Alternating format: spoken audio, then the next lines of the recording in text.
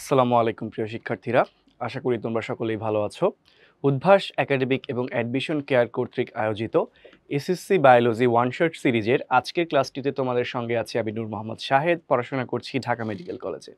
আজকের এই ক্লাসটিতে আমরা আলোচনা করব তোমাদের জীববিজ্ঞান বইয়ের ত্রয়োদশ অধ্যায় জীবের পরিবেশ। এই জীবের পরিবেশ এই চ্যাপ্টারটা থেকে মোটামুটি তোমাদের সকল পরীক্ষায় প্রশ্ন এসে থাকে। মেইনলি আর কি আমরা এসএসসির পরীক্ষার কথা বলছি। তো এই আমরা দেখা যায় যে অন্যান্য চ্যাপ্টারের সিকিউ এমসিকিউগুলো মোটামুটি ভালো পারি এবং হচ্ছে কিছু স্টুডেন্টের দেখা যায় যে কিছু টপিকে একটু কনফিউশন থাকে বা পরীক্ষার হলে গিয়ে একটু থট ব্লক হয়ে যায়, কি আনসার করবে না করবে মনে পড়তে চায় না। তো সেক্ষেত্রে কিন্তু আমাদের বিপদের বন্ধু হিসেবে সবসময় একটা সৃজনশীল নিয়ে আমাদের পাশে থাকে কিন্তু এই চ্যাপ্টারটি, ঠিক আছে? এই চ্যাপ্টারটি থেকে কমপক্ষে একটি প্রশ্ন এবং পূর্ণাঙ্গ একটি সৃজনশীল কিন্তু প্রায় প্রতি বছরই দেখা যায় আসে। তো আমরা ব্যাকআপ হিসেবে অবশ্যই মানে অন্যান্য চ্যাপ্টার যারা আমরা ভালো পারি তাহলে তো খুবই ভালো। অনেক সময় দেখা যায় সবগুলো সৃজনশীল কাভার হচ্ছে না বা আমি কোনো একটা সৃজনশীল কম পারছি, সেক্ষেত্রে কিন্তু সবসময় এই চ্যাপ্টারের সৃজনশীলগুলো তুলনামূলকভাবে সহজ হয় এবং আমাদের জন্য মনে রাখাও কিন্তু ইজি। এবং একই সঙ্গে এই চ্যাপ্টারে টপিক কিন্তু ফিক্সড, সিলেক্টিভ কিছু টপিক থেকেই বারবার প্রশ্ন আসছে, এমসিকিউ নির্দিষ্ট কিছু টপিক থেকে আসছে। তো আজকের ক্লাসটিতে আমরা সেই গুরুত্বপূর্ণ টপিকগুলো থেকে কোন ধরনের সৃজনশীল প্রশ্ন আসে, সেটা জ্ঞানমূলক হোক, অনুধাবনমূলক হোক, প্রয়োগমূলক এবং উচ্চতর দক্ষতামূলক, সবগুলো নিয়ে আলোচনা করব এবং একই সঙ্গে বিগত বছরগুলোতে আসা বিভিন্ন গুরুত্বপূর্ণ এমসিকিউ এবং তোমাদের সময় কাজে লাগতে পারে এরকম কিছু এমসিকিউ নিয়েও কথা বলবো ইনশাল্লাহ, ঠিক আছে? তবে চলো দেরি না করে শুরু করা যাক আজকের ক্লাসটি। আচ্ছা, শুরুতেই আমরা দেখতে পাচ্ছি কিছু প্রয়োগ ও উচ্চতর দক্ষতামূলক প্রশ্ন আছে। তো এর মধ্যে দেখো একটা উদ্দীপক দেওয়া আছে। তো এই উদ্দীপকে একটা প্রয়োগমূলক প্রশ্ন দেওয়া আছে। কি বলেছে যে উদ্দীপকের উপাদানসমূহ ব্যবহার করে জলজ বাস্তুতন্ত্রের বর্ণনা দাও। ঠিক আছে, আমরা যদি উদ্দীপকের উপাদানগুলোর দিকে তাকাই তাহলে এখানে আমরা সূর্য দেখতে পাচ্ছি। কি দেখতে পাচ্ছি? সূর্য। এই সূর্যটা কিন্তু বাস্তুতন্ত্রের একটা কি ভৌত উপাদান। কি উপাদান? সূর্যটা হচ্ছে একটা ভৌত উপাদান, তাই না? এই সূর্যটা হচ্ছে বাস্তুতন্ত্রের একটা ভৌত উপাদান। আমরা কি জানি বাস্তুতন্ত্রে কিন্তু তিন ধরনের উপাদান থাকে। কি কি উপাদান থাকে বলো তো? ভৌত উপাদান, জড় উপাদান আর এবং হচ্ছে জীব উপাদান, তাই না? তো এই যে ভৌত উপাদান দেখলাম, এর ছাড়াও কিন্তু আমরা কি দেখতে পাচ্ছি কিছু সজীব উপাদান রয়েছে। এই সজীব উপাদানগুলোকে আবার আমরা তিন ভাগে ভাগ করে থাকি। কি কি ছিল বলো তো? উৎপাদক, খাদক এবং বিয়োজক। খাদকগুলো আবার বিভিন্ন ধরনের ছিল। যে সকল খাদক উৎপাদককে খাদ্য হিসেবে গ্রহণ করে তাদেরকে আমরা বলি প্রথম স্তরের খাদক বা তৃণভোজী প্রাণী। যারা প্রথম স্তরের খাদকদেরকে খায় তাদেরকে আমরা বলছি দ্বিতীয় স্তরের খাদক। আর যারা দ্বিতীয় স্তরের খাদকদেরকে খাদ্য হিসেবে গ্রহণ করে তাদেরকে আমরা বলছি তৃতীয় স্তরের খাদক। এছাড়াও আরও এক ধরনের খাদক আছে যারা তৃতীয় স্তরের খাদকদেরকে খাদ্য হিসেবে গ্রহণ করে, তাদেরকে আমরা বলে থাকি সর্বোচ্চ খাদক। তো আসো, আমাদের জানতে চেয়েছে জলজ বাস্তুতন্ত্রের বর্ণনা, অর্থাৎ এই উপাদানগুলো ব্যবহার করে আমাদেরকে একটি জলজ বাস্তুতন্ত্র দাঁড় করাতে হবে। তো আমরা যেই বাস্তুতন্ত্রই দাঁড় করাই না কেন, আমাদের কিন্তু তিন ধরনের জীবজ উপাদান লাগবে। কি কি লাগবে? আমাদের প্রথমেই দরকার হবে হচ্ছে উৎপাদক, এরপর দরকার হবে কি প্রথম শ্রেণীর খাদক। কি লাগবে? প্রথম শ্রেণীর খাদক। আর কি লাগবে বলতো? দ্বিতীয় শ্রেণীর খাদক। মানে তিন শ্রেণীর খাদক লাগবে, তাই না? দ্বিতীয় শ্রেণীর খাদক, এরপর কমপক্ষে তৃতীয় শ্রেণী, সর্বোচ্চ শ্রেণীটা অপশনাল, ঠিক আছে? তৃতীয় শ্রেণীর খাদক। এছাড়াও কি থাকে বলতো? এছাড়াও থাকে হচ্ছে খাদক এবং উৎপাদক মারা যাওয়ার পর এদের মৃতদেহ থেকে কিছু উপাদান পরিবেশে ফিরিয়ে আনার জন্য কি দরকার হয়? বিয়োজকের দরকার হয়। কি দরকার হয়? বিয়োজক। আমরা এখানে আলাদা করে কি লিখছি? আরেকটা কি দরকার হবে? বিয়োজক, ঠিক আছে? তাহলে আমাদের টার্গেট হচ্ছে উৎপাদক, তিন শ্রেণীর খাদক এবং বিয়োজক। আমরা এই উপাদানগুলো থেকে এই তিন শ্রেণীর সজীব উপাদানগুলোকে আলাদা করে ফেলবো। তো দেখো, আরেকটা জিনিস মাথায় রাখতে হবে, এরা কিন্তু স্থলজ হওয়া যাবে না, জলজ বাস্তুতন্ত্রের উপাদান হতে হবে। তো ফার্স্টে আমরা যদি দেখি, এখানে হচ্ছে আমাদের কিছু স্বভোজী জীবের কথা বলা আছে, স্বভোজী প্রাণীর কথা বলা আছে। যেমন কি বলেছে, স্বভোজী উপাদানকে কারা খায়? স্বভোজী উপাদানকে খায় তৃণভোজী প্রাণী এবং কার্প জাতীয় মাছ। এখন তৃণভোজী প্রাণী যারা, এরা কিন্তু স্থলজ প্রাণী, ঠিক আছে? কিন্তু আমাদের প্রশ্নে চেয়েছে জলজ বাস্তুতন্ত্র, কাজেই আমরা তৃণভোজী প্রাণীর কথা চিন্তা করতে পারবো না। আবার এখানে চিন্তা করে দেখো, ছোট পাখি চিল, এরাও কি স্থলজ, এরা কিন্তু জলজ না। কাজেই আমরা ছোট পাখি চিল এদের কথাও চিন্তা করতে পারবো না, কারণ আমাদের দরকার জলজ বাস্তুতন্ত্র। তাহলে আমরা কাদেরকে পিক করবো বলতো? এখানে আমাদের টার্গেটেড উপাদান কারা কারা হবে, আমরা চিন্তা করব হচ্ছে স্বভোজী অর্থাৎ উৎপাদকের কথা, এরপর আমরা চিন্তা করব কার্প জাতীয় মাছের কথা, শোল মাছের কথা। ঠিক আছে, এই 3 শ্রেণীর সাহায্য কিন্তু আমরা এই উদ্দীপকটা থেকে নিতে পারবো। তাহলে এখানে বলতো উৎপাদক কারা হবে, এখানে উৎপাদক কারা হবে আমরা বুঝতেই পারছি, এখানে উদ্দীপকের যারা স্বভোজী উপাদান আছে তারা যাবে হচ্ছে উৎপাদক গোষ্ঠীর মধ্যে। ঠিক আছে, যারা স্বভোজী আছে তারা যাবে কি উৎপাদক গোষ্ঠীর মধ্যে। এরপর দেখো প্রথম শ্রেণীর খাদক, এখানে কি আমরা কোনো প্রথম শ্রেণীর খাদক দেখতে পাচ্ছি? কার্প জাতীয় মাছ, শোল মাছ, এরা কিন্তু প্রথম শ্রেণীর খাদক না। কখনো কখনো কিছু ছোট কার্প জাতীয় মাছ প্রথম শ্রেণীর খাদক হতে পারে। অর্থাৎ আমরা মেইনলি কি জানি, জলজ উদ্ভিদে উৎপাদকদেরকে কারা খেয়ে থাকে বলতো? উৎপাদকদেরকে খেয়ে থাকে হচ্ছে ছোট ছোট পোকামাকড়, এবং যাদেরকে আমরা অনেক সময় কি বলে থাকি, অতি ক্ষুদ্র আণুবীক্ষণিক প্রাণী কি বলি বলতো? জু প্লাঙ্কটন বলে থাকি, তাই না? তাহলে এখানে আমাদের প্রথম শ্রেণীর খাদক হবে কি জু প্লাঙ্কটন, মেইনলি কি হবে জু প্লাঙ্কটন, এবং এবং ছোট কার্প জাতীয় মাছ কি হতে পারে? ছোট কার্প জাতীয় মাছ। ঠিক আছে, আমরা যেহেতু উদ্দীপকে কার্প জাতীয় মাছের কথা দেওয়া আছে, সো আমরা এটাও একটু মাথায় রাখবো, কি হতে পারে? ছোট কার্প জাতীয় মাছ, কার্প জাতীয় মাছ। ঠিক আছে, এরপর চলে আসো দ্বিতীয় শ্রেণীর খাদক। দ্বিতীয় শ্রেণীর খাদকের মধ্যে কিন্তু তুলনামূলক বড় মাছ যেগুলো আছে, অর্থাৎ আমরা লিখতে পারি বড় কার্প জাতীয় মাছ যেগুলো আছে, উদ্দীপকের উপাদানগুলাই যদি আমরা শুধু নেই তাহলে লিখতে পারবো কি বড় কার্প জাতীয় মাছ। কারা কারা বড় কার্প জাতীয় মাছ? যেমন হচ্ছে রুই, কাতলা, মৃগেল, এগুলো বড় বড় মাছ না? এরা কিন্তু হচ্ছে তোমার বড় কার্প জাতীয় মাছ, যারা দ্বিতীয় শ্রেণীর খাদক হিসেবে কাজ করবে। এবং তৃতীয় শ্রেণীর খাদক কারা?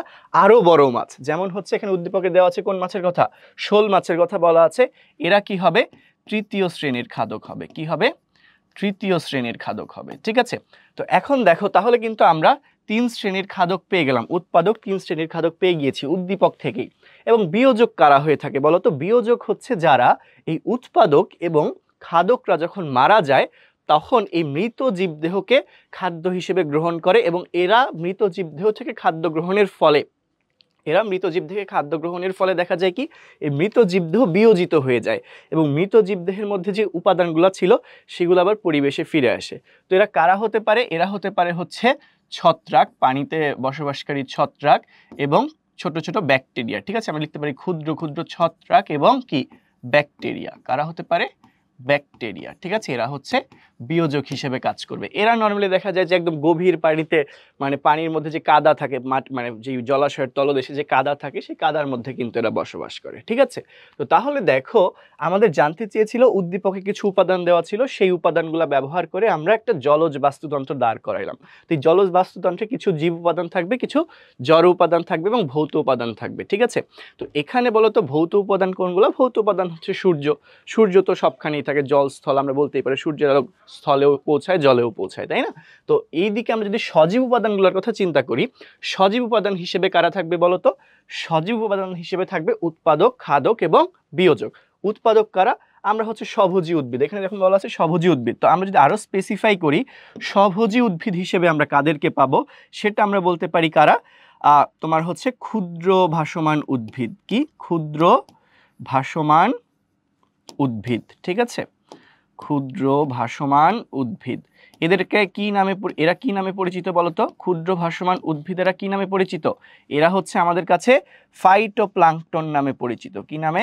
ফাইটোপ্লাঙ্কটন নামে পরিচিত। ঠিক আছে, ছোট ছোট শৈবাল কণা, ফাইটোপ্লাঙ্কটন। ঠিক আছে, এরা হচ্ছে সালোক সংশ্লেষণ প্রক্রিয়ায় খাদ্য তৈরি করবে, কাজেই এরা উৎপাদক এবং স্বভোজী। ঠিক আছে, আর যারা খাদক আছে, খাদকরা সাধারণত কি হয় বলতো? পরভোজী হয়। তো যারা উৎপাদককে খাদ্য হিসেবে গ্রহণ করে তারা কি?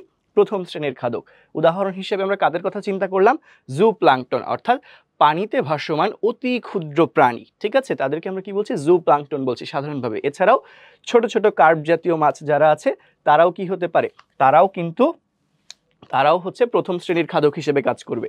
এছাড়াও দেখো দ্বিতীয় শ্রেণীর খাদক, যারা হচ্ছে প্রথম শ্রেণীর খাদকদেরকে খাদ্য হিসেবে গ্রহণ করবে তাদেরকে আমরা বলছি দ্বিতীয় শ্রেণীর খাদক। কারা আছে? বড় কার্প জাতীয় মাছগুলো আছে, রুই, কাতলা, মৃগেল ইত্যাদি।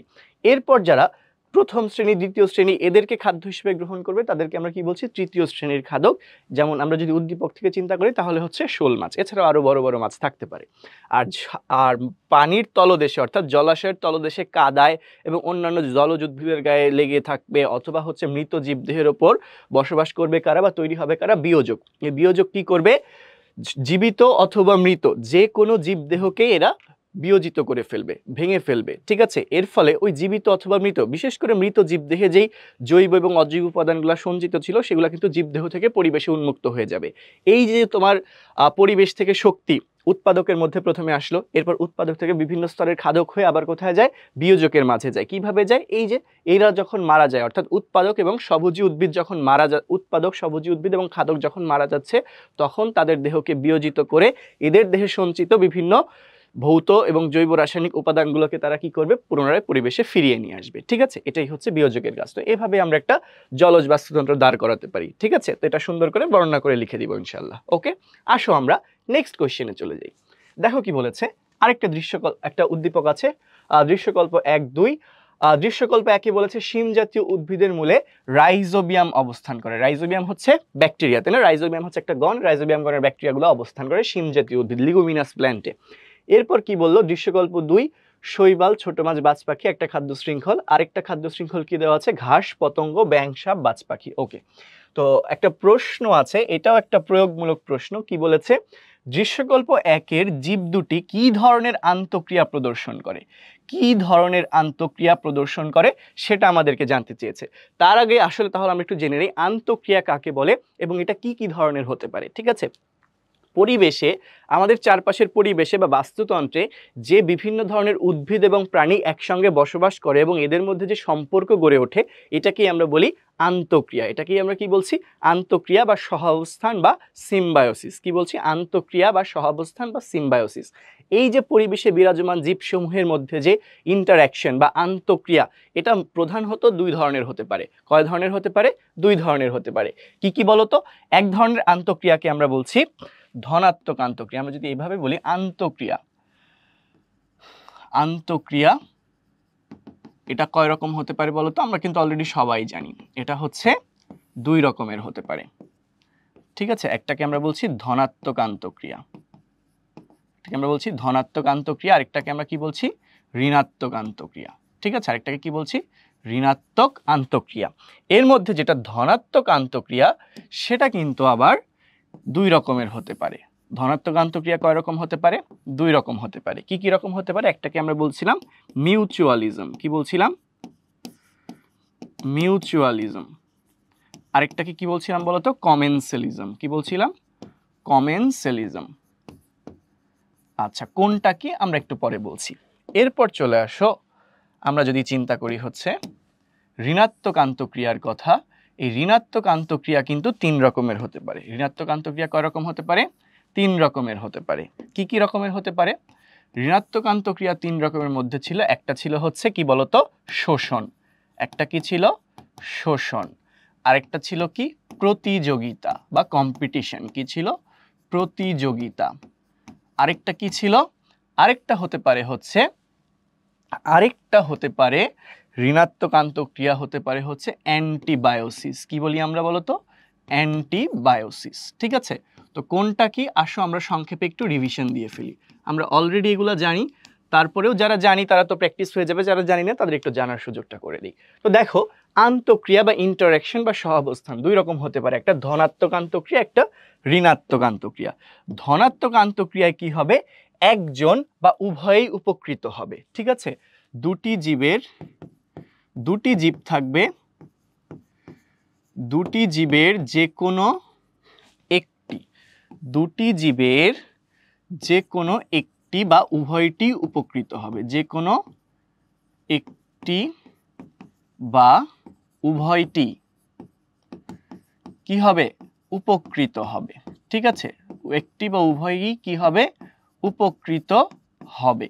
এই ধরনের আন্তঃক্রিয়া বা ইন্টারঅ্যাকশনকে আমরা কি বলছি, এই ধরনের আন্তঃক্রিয়া বা ইন্টারঅ্যাকশনকেই আমরা কি বলছি বলতো, ধনাত্মক আন্তঃক্রিয়া। এই ধরনের আন্তঃক্রিয়া বা ইন্টারঅ্যাকশনকে আমরা বলছি হচ্ছে ধনাত্মক আন্তঃক্রিয়া, ঠিক আছে।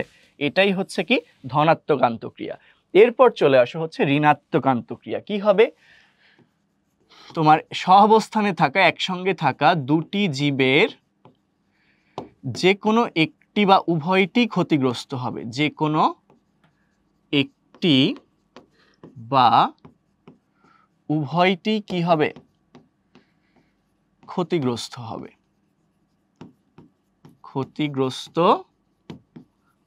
হবে, ঠিক আছে? যেই দুইটা জীব থাকবে ইন্টারঅ্যাকশনে বা কাছাকাছি থাকবে, এদের মধ্যে উভয়ই অথবা যে কোনো একজন কি হবে? ক্ষতিগ্রস্ত হবে। সেটাকেই আমরা কি বলছি? সেটাকেই আমরা বলছি হচ্ছে আমাদের ঋণাত্মক আন্তঃক্রিয়া। সেটাকেই আমরা কি বলছি? ঋণাত্মক আন্তঃক্রিয়া বলছি, ঠিক আছে? তার মানে ঋণাত্মক আন্তঃক্রিয়ায় কিন্তু ক্ষতির ঘটনাটা দেখা যাবে, আর ধনাত্মক আন্তঃক্রিয়ায় কি হবে? উপকারের ঘটনাটা ঘটবে, ঠিক আছে? ধনাত্মক আন্তঃক্রিয়াতে কি হবে? উভয়ই বা যে কোনো একটি কি হবে? উপকৃত হবে। আর ঋণাত্মক আন্তঃক্রিয়ায় কি হবে? ক্ষতিগ্রস্ত হবে। কি হবে? ক্ষতিগ্রস্ত হবে। তো দেখো, মিউচুয়ালিজম কমেন্সালিজম যদি উভয়ই উপকৃত হয়, কি বললাম? মিউচুয়ালিজমে দুটি জীবের উভয়ই উপকৃত হবে, ঠিক আছে? মিউচুয়ালিজমে কি হবে? উভয়ই উপকৃত হবে। উভয়ই উপকৃত হবে। আর কমেন্সালিজমে কি হবে? যে কোনো একজন উপকৃত হবে। যে কোনো একজন উপকৃত হবে। যে কোনো একজন উপকৃত হবে। আর অপরজন যে রয়েছে, একজন তো উপকৃত হইল, আরেকজন যে রইল সে উপকৃত না হলেও ক্ষতিগ্রস্ত হবে না, ঠিক আছে? এখানে সব পজিটিভ পজিটিভ ব্যাপার, নো নেগেটিভিটি, কোনো নেগেটিভিটি থাকবে না, কোনো ক্ষতিগ্রস্ত হওয়ার রিস্ক এখানে থাকবে না। এখন আসো ঋণাত্মক আন্তঃক্রিয়া। আমরা পড়লাম কি? শোষণ, প্রতিযোগিতা, অ্যান্টিবায়োসিস। শোষণে কি হবে? একজন উপকৃত হবে বাট আরেকজন কি হবে? ক্ষতিগ্রস্ত হবে, ঠিক আছে? প্রতিযোগিতায় কি হবে? দুইটা জীবের মধ্যে বেঁচে থাকার একটা সংগ্রাম দেখা দিবে, যে সব বিষয়ে কম্পিটিশন থাকবে। অ্যান্টিবায়োসিস কি? আমরা অলরেডি জানি যে একটি জীব কর্তৃক, বিশেষ করে এটা পরজীবী বা অণুজীবদের ক্ষেত্রে দেখা যায়, যে একটা জীব কর্তৃক নিঃসৃত রাসায়নিক পদার্থের কারণে অন্য একটা জীবের স্বাভাবিক বৃদ্ধি ও বিকাশ যদি সম্পূর্ণ বা আংশিকভাবে বাধাগ্রস্ত হয়, অথবা যদি ওই জীবের মৃত্যু ঘটে, এই ঘটনাটাকে আমরা কি বলি? অ্যান্টিবায়োসিস বলি, ঠিক আছে? ধরে নাও কোনো একটা জীবের কারণে, কোনো একটা জীব এমন একটা রাসায়নিক পদার্থ নিঃসৃত করলো, ওই রাসায়নিক পদার্থের কারণে ওর আশেপাশে থাকা অন্য জীবটা মারা যাচ্ছে। এই ঘটনাটাকে আমরা কি বলতেছি? অ্যান্টিবায়োসিস বলছি, ঠিক আছে? তো দেখো, আমরা পেয়ে গেলাম হচ্ছে তাহলে কি? আমরা পড়েছিলাম আন্তঃক্রিয়া। এই আন্তঃক্রিয়া কয় রকম ছিল? আন্তঃক্রিয়া পেয়ে গিয়েছিলাম আমরা হচ্ছে দুই রকম, ধনাত্মক আন্তঃক্রিয়া, ঋণাত্মক আন্তঃক্রিয়া। তো ধনাত্মক আন্তঃক্রিয়ার শর্ত কি ছিল? দুটি জীবের যে কোনো একটি অথবা উভয়টি উপকৃত হবে। কি বলেছিলাম বলতো? দুটি জীবের যে কোনো একটি অথবা উভয়টি উপকৃত হবে। এখানে মুখ্য হচ্ছে উপকৃত হওয়ার বিষয়টা। আমরা যদি আরেকটু ক্লিন করে লিখি তাহলে তোমাদের জন্য বুঝতে আরেকটু ইজি হবে, ঠিক আছে? আমরা এটা একটু ক্লিন করে লিখে দেই, তাহলে আমাদের যখন তোমরা এটা দেখবে আর একটু তোমাদের জন্য ইজি হবে। দেখো, এখানে আমরা সহজ করে লিখে দিচ্ছি, দুটি জীবের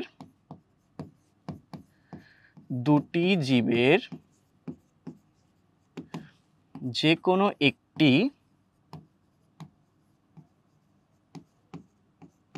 বা উভয়েই উপকৃত হবে। আমরা উভয়টি লিখলাম, উভয়টি কি হবে? উপকৃত হবে, ঠিক আছে? মানে এখানে শুধুই উপকার, এখানে শুধুই উপকার, কোনো রকম কোনো অপকারের ঝামেলা নেই, ঠিক আছে? এখানে কোনো রকম কোনো অপকারের ঝামেলা নেই। আমরা হচ্ছে ধনাত্মক আন্তঃক্রিয়া নিয়ে কথা বলছিলাম, ঠিক আছে? কি নিয়ে কথা বলছিলাম? ধনাত্মক আন্তঃক্রিয়া, অর্থাৎ এখানে সবটাই পজিটিভ, এখানে কোনো নেগেটিভিটির সুযোগ নেই, ঠিক আছে?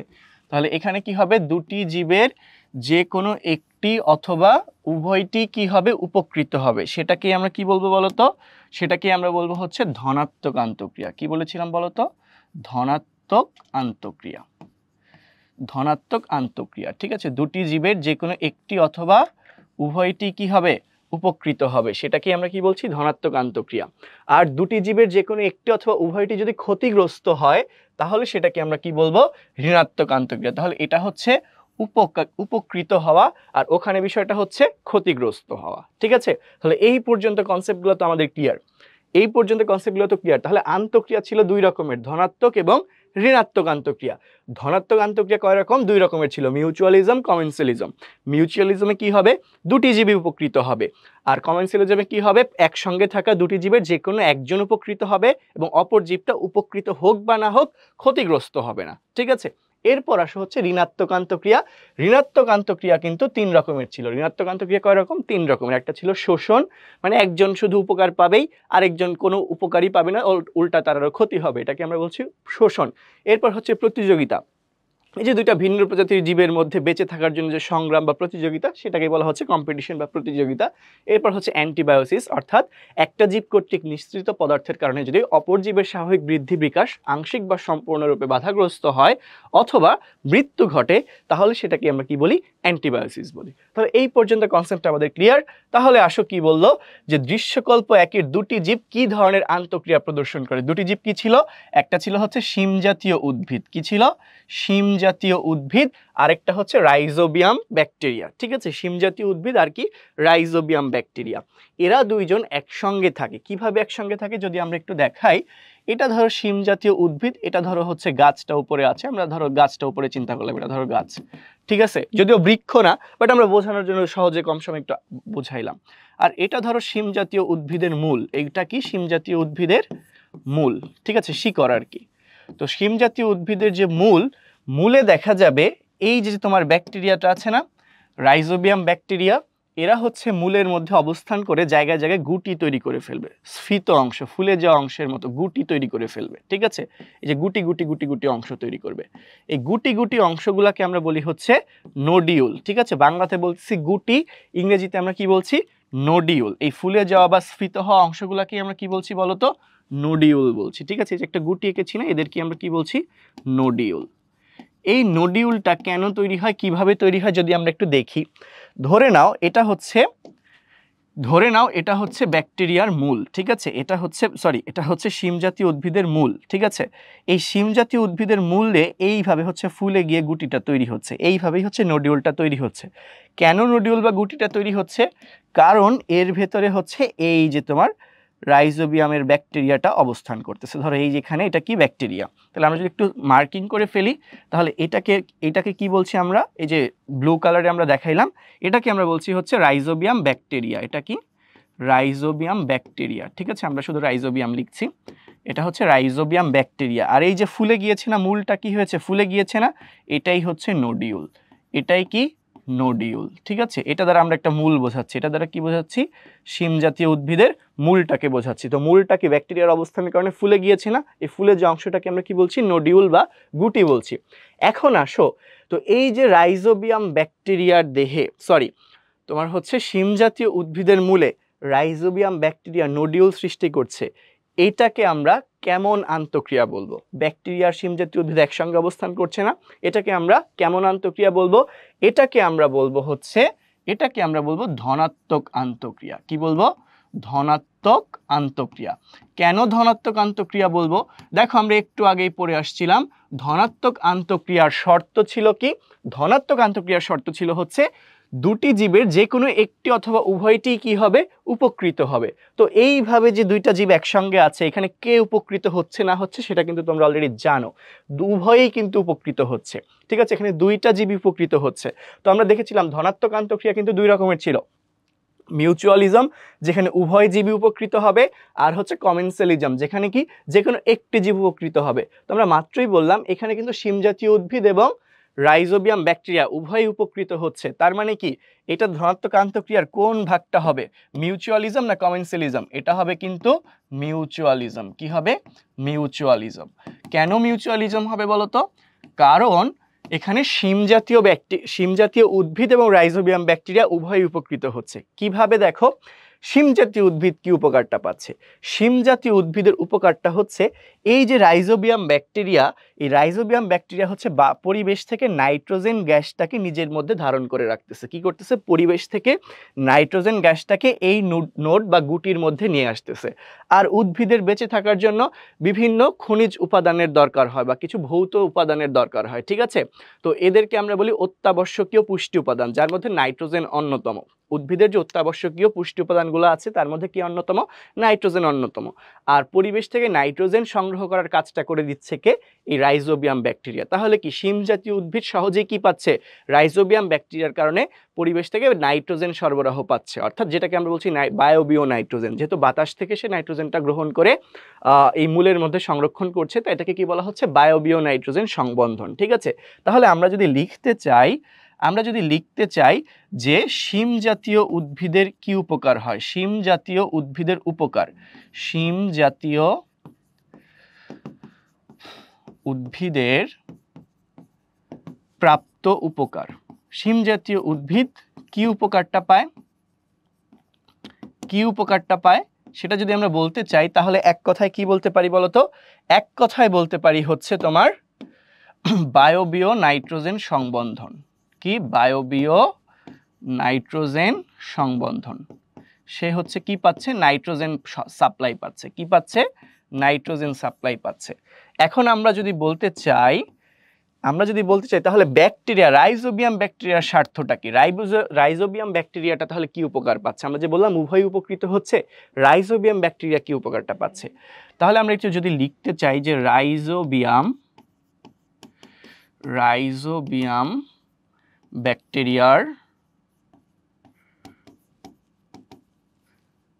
প্রাপ্ত উপকার, মানে রাইজোবিয়াম ব্যাকটেরিয়া কি উপকারটা পাচ্ছে, তাহলে আমরা কি লিখতে পারি?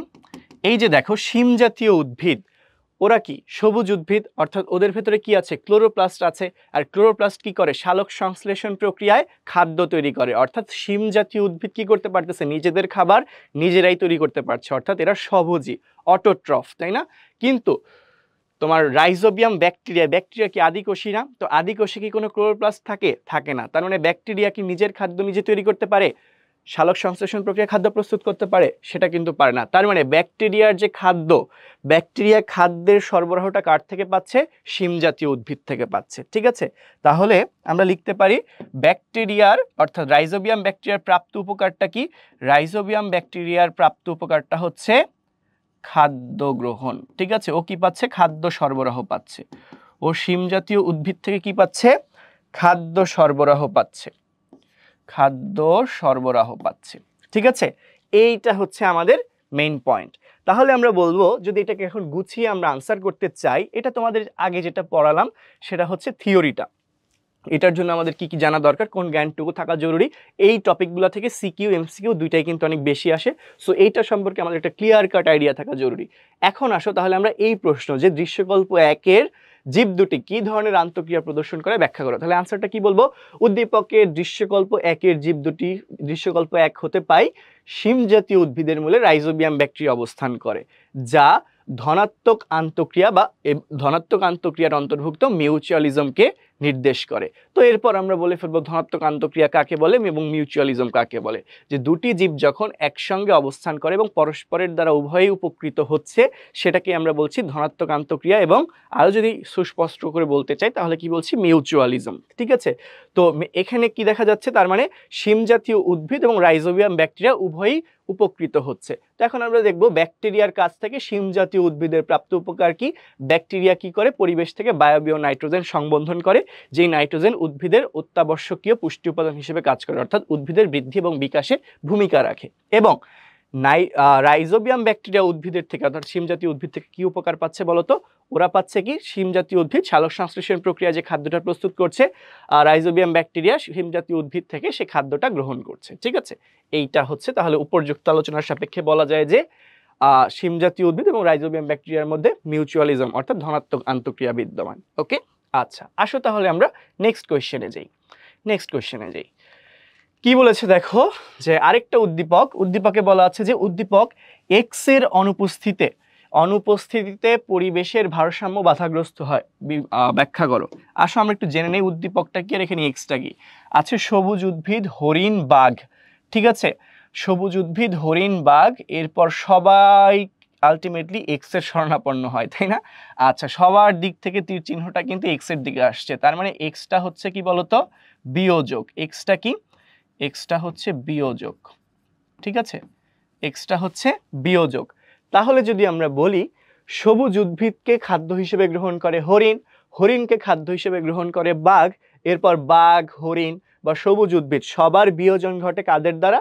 বিয়োজকের দ্বারা। ঠিক আছে, তো এখন দেখো কি বললো, বিয়োজকের অনুপস্থিতিতে পরিবেশের ভারসাম্য বাধাগ্রস্ত হয়। বিশ্লেষণ করো। আমরা অলরেডি এটা নিয়ে আলোচনা করে ফেলেছি সংক্ষেপে, তারপরে আবার একটু তোমাদেরকে বলি। দেখো, সবুজ উদ্ভিদ এরা কি? উৎপাদক। সবুজ উদ্ভিদ কি? উৎপাদক, তাই না? সবুজ উদ্ভিদ হচ্ছে উৎপাদক। আচ্ছা, এই উৎপাদককে খাদ্য হিসেবে গ্রহণ করে কারা বলতো? উৎপাদককে খাদ্য হিসেবে গ্রহণ করে হচ্ছে প্রথম স্তরের খাদক। কারা উৎপাদককে খাদ্য হিসেবে গ্রহণ করে? প্রথম স্তরের খাদক। তাহলে এরা হচ্ছে তোমার প্রথম স্তরের খাদক। হরিণটা হচ্ছে প্রথম স্তরের খাদক। আর এখানে প্রথম স্তরের খাদককে খাদ্য হিসেবে গ্রহণ করছে কে? বাঘ। তাহলে বাঘটা কি?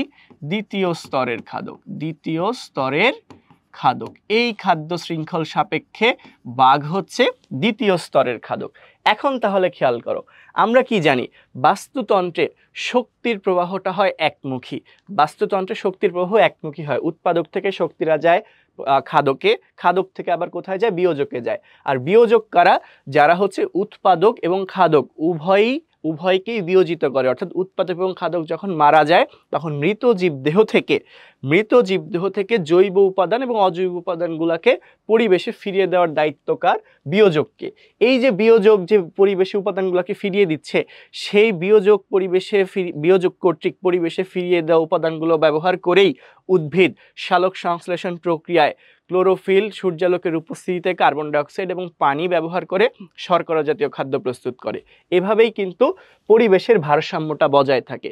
যদি বিয়োজকই না থাকে, এক্স অর্থাৎ বিয়োজক যদি অনুপস্থিত থাকে, ঠিক আছে, বিয়োজকের অনুপস্থিতি যদি থাকে, বিয়োজক যদি অনুপস্থিত হয়, বিয়োজকের অনুপস্থিতিতে পরিবেশের ভারসাম্য বাধাগ্রস্ত হয়। কিভাবে বাধাগ্রস্ত হয়? দেখো, সবুজ উদ্ভিদ সালোক সংশ্লেষণ প্রক্রিয়ায় খাদ্য প্রস্তুত করবে, সেই খাদ্য হরিণ গ্রহণ করবে, হরিণকে আবার খাদ্য হিসেবে গ্রহণ করবে কে? বাঘ। এরপর বাঘ যখন মারা যাবে, হরিণ যখন মারা যাবে, সবুজ উদ্ভিদ যখন মারা যাবে, তখন এদের দেহে যে সকল খনিজ উপাদান অর্থাৎ অজৈব উপাদান এবং একই সঙ্গে যেসব জৈব উপাদান আছে সেগুলাকে হচ্ছে পরিবেশে ফিরিয়ে দেওয়ার দায়িত্ব হচ্ছে বিয়োজকের। বিয়োজক হচ্ছে মৃত জীবদেহকে খাদ্য হিসেবে গ্রহণ করবে। মৃত জীবদেহকে খাদ্য হিসেবে গ্রহণ করার সময় অবশিষ্টাংশ বা যেটা পরিবেশে ফিরে আসার যোগ্য তাদেরকে সে পরিবেশে ফিরিয়ে দিবে। ঠিক আছে, পরিবেশে ফিরে আসবে বিয়োজকের মাধ্যমে। এরপর এই পরিবেশে আবার বিভিন্ন উপাদান ফিরে আসার ফলে কি হবে? পরিবেশের উপাদানগুলো ব্যবহার করে আবার সবুজ উদ্ভিদ তৈরি হবে। এই সবুজ উদ্ভিদ আবার কি করবে? সবুজ উদ্ভিদ পুষ্টি সরবরাহ পাবে, সালোক সংশ্লেষণ প্রক্রিয়া খাদ্য তৈরি করবে। তার মানে এই যে তোমার বিয়োজকের দ্বারাই কিন্তু পরিবেশের উপাদানগুলোর একটা ভারসাম্য বজায় থাকে। যদি বিয়োজকই না থাকে তাহলে এই মৃত জীবদেহ থেকে উপাদানগুলো কি আর পরিবেশে ফিরে আসতে পারবে? সেটা কিন্তু পারবে না। তাহলে পরবর্তীতে উৎপাদক কিন্তু শক্তি অর্থাৎ পুষ্টি উপাদানের যে সরবরাহ বা খনিজ উপাদান বা অজৈব উপাদানের যে সরবরাহ পাওয়ার কথা ছিল সেটা পাবে না।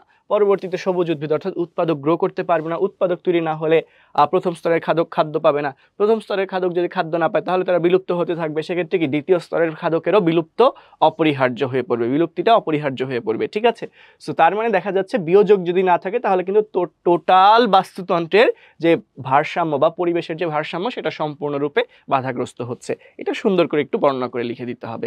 ঠিক আছে, আসো তাহলে আমরা পরবর্তী প্রশ্নে যাই। দেখো, আরেকটা প্রশ্ন দেওয়া আছে, উদ্দীপক দেওয়া আছে এবং দুইটা প্রশ্ন আছে। কি বলেছে? ঢাকা বোর্ড 2020 সালে আসা প্রশ্ন যে একটি বনভূমির বাস্তুতন্ত্রে রয়েছে সবুজ ঘাস, খরগোশ, ময়ূর, ঘাসফড়িং, ব্যাং, ইঁদুর, সাপ, হরিণ এবং বাঘ। অন্যদিকে একটি ধান ক্ষেতের বাস্তুতন্ত্রে রয়েছে ধান গাছ, ঘাসফড়িং, সাপ, ব্যাং, ইঁদুর, পেঁচা ও ঈগল। আচ্ছা, তার মানে বাস্তুতন্ত্র কিন্তু দুইটা আলাদা জায়গার বাস্তুতন্ত্র। একটা হচ্ছে ধান ক্ষেতের বাস্তুতন্ত্র, আরেকটা হচ্ছে বনভূমির বাস্তুতন্ত্র। ঠিক আছে, তো এখন প্রশ্নে কি বলেছে আসো একটু দেখে নিই আমরা। দেখো, বলেছে উদ্দীপকের প্রথম বাস্তুতন্ত্র কোনটা বলতো? প্রথম বাস্তুতন্ত্র হচ্ছে বনভূমির বাস্তুতন্ত্র। ঠিক আছে, প্রথম বাস্তুতন্ত্র হচ্ছে বনভূমির বাস্তুতন্ত্র।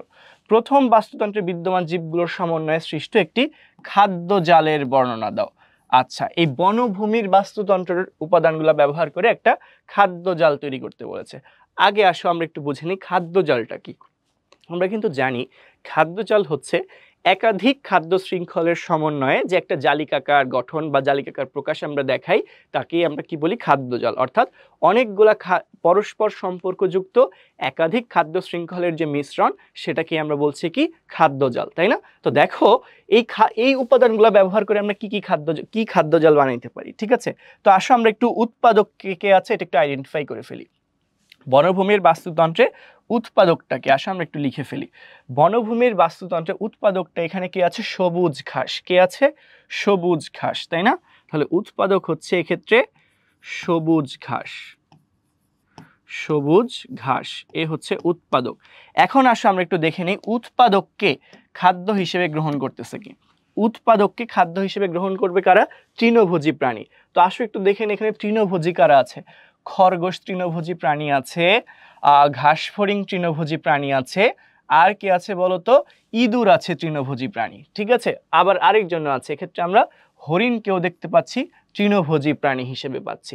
তো আমরা ইঁদুরকে এক্ষেত্রে হচ্ছে তোমার বনভূমির বাস্তুতন্ত্রে ইঁদুর আসলে তৃণভোজী হিসেবে খুব একটা কাজ করে না। সো আমরা তিনটাকে ধরে নিচ্ছি, খরগোশ, ঘাসফড়িং এবং হরিণ, এরা সরাসরি তৃণভোজী প্রাণী, অর্থাৎ সবুজ ঘাসকে খাদ্য হিসেবে গ্রহণ করবে, ঠিক আছে? তাহলে সবুজ ঘাসকে খাদ্য হিসেবে গ্রহণ করার মতো আমরা তিনজনকে পাইলাম। কয়জনকে পাইলাম বলতো, তিনজনকে পাইলাম। আচ্ছা, তার মানে খাদ্য শৃঙ্খল তিনটা ভিন্ন পথে আগাতে পারে। কি কি পথে দেখি তো। একটা হচ্ছে, তাহলে আমরা কি পেলাম, তৃণভোজী প্রাণী আমরা যদি এক কালারে লিখতে চাই তাহলে দেখো আমরা পেয়েছি হচ্ছে খরগোশ। খরগোশ এরা হচ্ছে তৃণভোজী। আর কাকে পেয়েছি, ঘাসফড়িং। ঘাসফড়িং এরাও কি, তৃণভোজী। আর কি তৃণভোজী পেয়েছিলাম, হরিণ। আর হচ্ছে হরিণ। ওকে, তাহলে আমাদের তৃণভোজী প্রাণীগুলা দেখা শেষ। এরপর আর কি কি প্রাণী আমাদের হাতে আছে, আছে হচ্ছে ময়ূর, ব্যাং, ইঁদুর, সাপ। ময়ূর, ব্যাং, ইঁদুর, সাপ। তো এর মধ্যে আমরা যদি একটু দেখি, এই যে হচ্ছে ঘাসফড়িং, এই ঘাসফড়িংকে খাদ্য হিসেবে গ্রহণ করে কে, এই ঘাসফড়িংকে খাদ্য হিসেবে গ্রহণ করে কিন্তু ব্যাং, ঠিক আছে? ঘাসফড়িংকে খাদ্য হিসেবে গ্রহণ করে কে, ব্যাং। আচ্ছা, আবার যদি একটু দেখি এই ব্যাংকে খাদ্য হিসেবে কি গ্রহণ করে, আমরা কিন্তু জানি ব্যাংকে খাদ্য হিসেবে গ্রহণ করে কিন্তু সাপ। ব্যাংকে খাদ্য হিসেবে গ্রহণ করে কে, সাপ। তাহলে কিন্তু আমাদের কতগুলো ডান, ব্যাংও ডান, সাপও ডান, ঠিক আছে? বাকি থাকলে হচ্ছে ইঁদুর, এদিকে হচ্ছে সবুজ ঘাসও ডান। বাকি আছে হচ্ছে ময়ূর, ইঁদুর এবং হচ্ছে বাঘ। ময়ূর, ইঁদুর এবং বাঘ। আচ্ছা, তো এই যে আমাদের ঘাসফড়িং আর হচ্ছে ব্যাং, ঘাসফড়িং, ব্যাং, এদেরকে হচ্ছে খাদ্য হিসেবে গ্রহণ করার জন্য আরো কারা কারা আছে যদি আমরা একটু দেখি। হরিণ, হরিণকে খাদ্য হিসেবে গ্রহণ করে ফেলবে কে, বাঘ। এতে কারো কোনো সন্দেহ আছে? এতে কিন্তু কোনোই সন্দেহ নাই। হরিণকে খাদ্য হিসেবে গ্রহণ করে কে, বাঘ, ঠিক আছে? আচ্ছা, আর কি দেওয়া আছে দেখি তো। আর কি দেওয়া আছে, এটা কিন্তু আমাদের স্বাভাবিক খাদ্য শৃঙ্খল হিসেবেই যাচ্ছে, এখনো কোনো জালের মতো গঠন সৃষ্টি হয় নাই। এরপর বাকি থাকলো হচ্ছে ময়ূর, ইঁদুর আর হচ্ছে বাঘ। ময়ূর, ইঁদুর, বাঘ, ঠিক আছে? আচ্ছা, ময়ূর, ইঁদুর, বাঘ। এখন দেখো ময়ূর, ইঁদুর, বাঘ। এখন দেখি আমরা হরিণ, বাঘ, ঘাসফড়িং, ব্যাং। ব্যাংকে খাদ্য হিসেবে গ্রহণ করে সাপ। আচ্ছা, আবার কি দেখা যায় বলতো, ঘাসফড়িং, সবুজ উদ্ভিদকে কারা খাচ্ছে, খরগোশ, ঘাসফড়িং, হরিণ। ঘাসফড়িংকে খাওয়ার মতো কে আছে, শুধুমাত্র ব্যাঙই আছে, আর কেউ কিন্তু এখানে ঘাসফড়িংকে খাচ্ছে না। এরপর যদি আমরা দেখি খরগোশ, খরগোশকে কারা খাদ্য হিসেবে গ্রহণ করবে, খরগোশকে খাদ্য হিসেবে গ্রহণ করার মতো কিন্তু আছে সাপ। খরগোশকে কে খাদ্য হিসেবে গ্রহণ করবে বলো, খরগোশকে কিন্তু সাপ খাদ্য হিসেবে গ্রহণ করবে, ঠিক আছে? আচ্ছা, আবার যদি আমরা আরেকটা জিনিস খেয়াল করি, ব্যাং, ব্যাংকে খাদ্য হিসেবে গ্রহণ করবে কে, বাঘ। ব্যাংকে খাদ্য হিসেবে গ্রহণ করবে কে, বাঘ, ঠিক আছে? আচ্ছা, খরগোশকে খাদ্য হিসেবে গ্রহণ করবে সাপ, ঠিক আছে? এখন যদি আমরা তাহলে এদেরকে কারা কারা খাদ্য হিসেবে গ্রহণ করতে পারে, ডান। এখন যদি আমরা একটু ব্যাঙের কথা চিন্তা করি, ব্যাংকে খেতে পারে সাপ, ব্যাংকে খেতে পারে বাঘ। ব্যাংকে কি আর কেউ খেতে পারে যদি আমরা একটু দেখি, ব্যাংকে খেতে পারে আরেকজন, খেতে পারে ব্যাংকে খেয়ে ফেলতে পারে হচ্ছে ইঁদুর, ঠিক আছে? ব্যাংকে খেয়ে ফেলতে পারে কি, ইঁদুর। তাহলে আমরা ইঁদুরকেও এখানে লিখে ফেলি ব্যাং। ব্যাংকে খাদ্য হিসেবে গ্রহণ করবে কে বলতো, ব্যাংকে খাদ্য হিসেবে গ্রহণ করতে পারে হচ্ছে ইঁদুর, ঠিক আছে? তাহলে আমরা একটু লিখে ফেলি ব্যাংকে খাদ্য হিসেবে গ্রহণ করবে হচ্ছে ইঁদুর। ব্যাংকে খাদ্য হিসেবে গ্রহণ করতে পারে কে, ইঁদুর। আবার যদি আমরা একটু খেয়াল করি, সাপ সাপকে খাদ্য হিসেবে গ্রহণ করবে কে? সাপকে খাদ্য হিসেবে গ্রহণ করার যোগ্যতা কে রাখে? কার আছে এত বড় সাহস যে সাপকে খেয়ে ফেলবে? যদি আমরা দেখি সাপকে খেয়ে ফেলতে পারে হচ্ছে, সাপকে খেয়ে ফেলতে পারে হচ্ছে কে বলতো? এখানে আমাদের কে বাকি ছিল?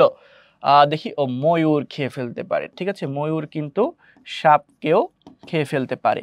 এরপর এই ময়ূরকে খেয়ে ফেলার ক্ষমতা আছে কার?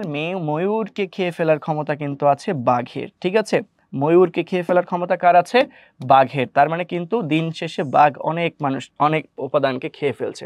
তাহলে দেখো এখানে কিন্তু আমরা একটা খাদ্য জাল অলরেডি পেয়ে গিয়েছি। কি কি খাদ্য জাল পেয়েছি দেখো। প্রথমে স্টার্টিং হয়েছিল আমাদের কি দিয়ে? সবুজ ঘাসটা দিয়ে। সবুজ ঘাসটা হচ্ছে এক্ষেত্রে উৎপাদক। সবুজ ঘাসটা কি হিসেবে কাজ করবে? উৎপাদক হিসেবে কাজ করবে। ঠিক আছে, এই উৎপাদককে খাদ্য হিসেবে গ্রহণ করে তিনটা প্রথম স্তরের খাদক, তিনটা তৃণভোজী প্রাণী। প্রথমে কি? খরগোশ। দেখো সবুজ উদ্ভিদ, খরগোশকে খাদ্য হিসেবে গ্রহণ করবে সাপকে খাদ্য হিসেবে গ্রহণ করবে ময়ূরকে খাদ্য হিসেবে গ্রহণ করবে বাঘ। এটা একটা খাদ্য শৃঙ্খল। আচ্ছা, এরপর চলে আসো সবুজ উদ্ভিদ, এটাকে খাদ্য হিসেবে গ্রহণ করবে কে? ঘাসফড়িংকে খাদ্য হিসেবে গ্রহণ করবে কে? ব্যাঙকে খাদ্য হিসেবে গ্রহণ করবে ইঁদুর। এটা আরেকটা। আবার ধরো সবুজ ঘাস, একে খাদ্য হিসেবে গ্রহণ করলো ঘাসফড়িংকে খাদ্য হিসেবে গ্রহণ করলো ব্যাঙকে খাদ্য হিসেবে গ্রহণ করলো সাপ থেকে ময়ূর থেকে বাঘ।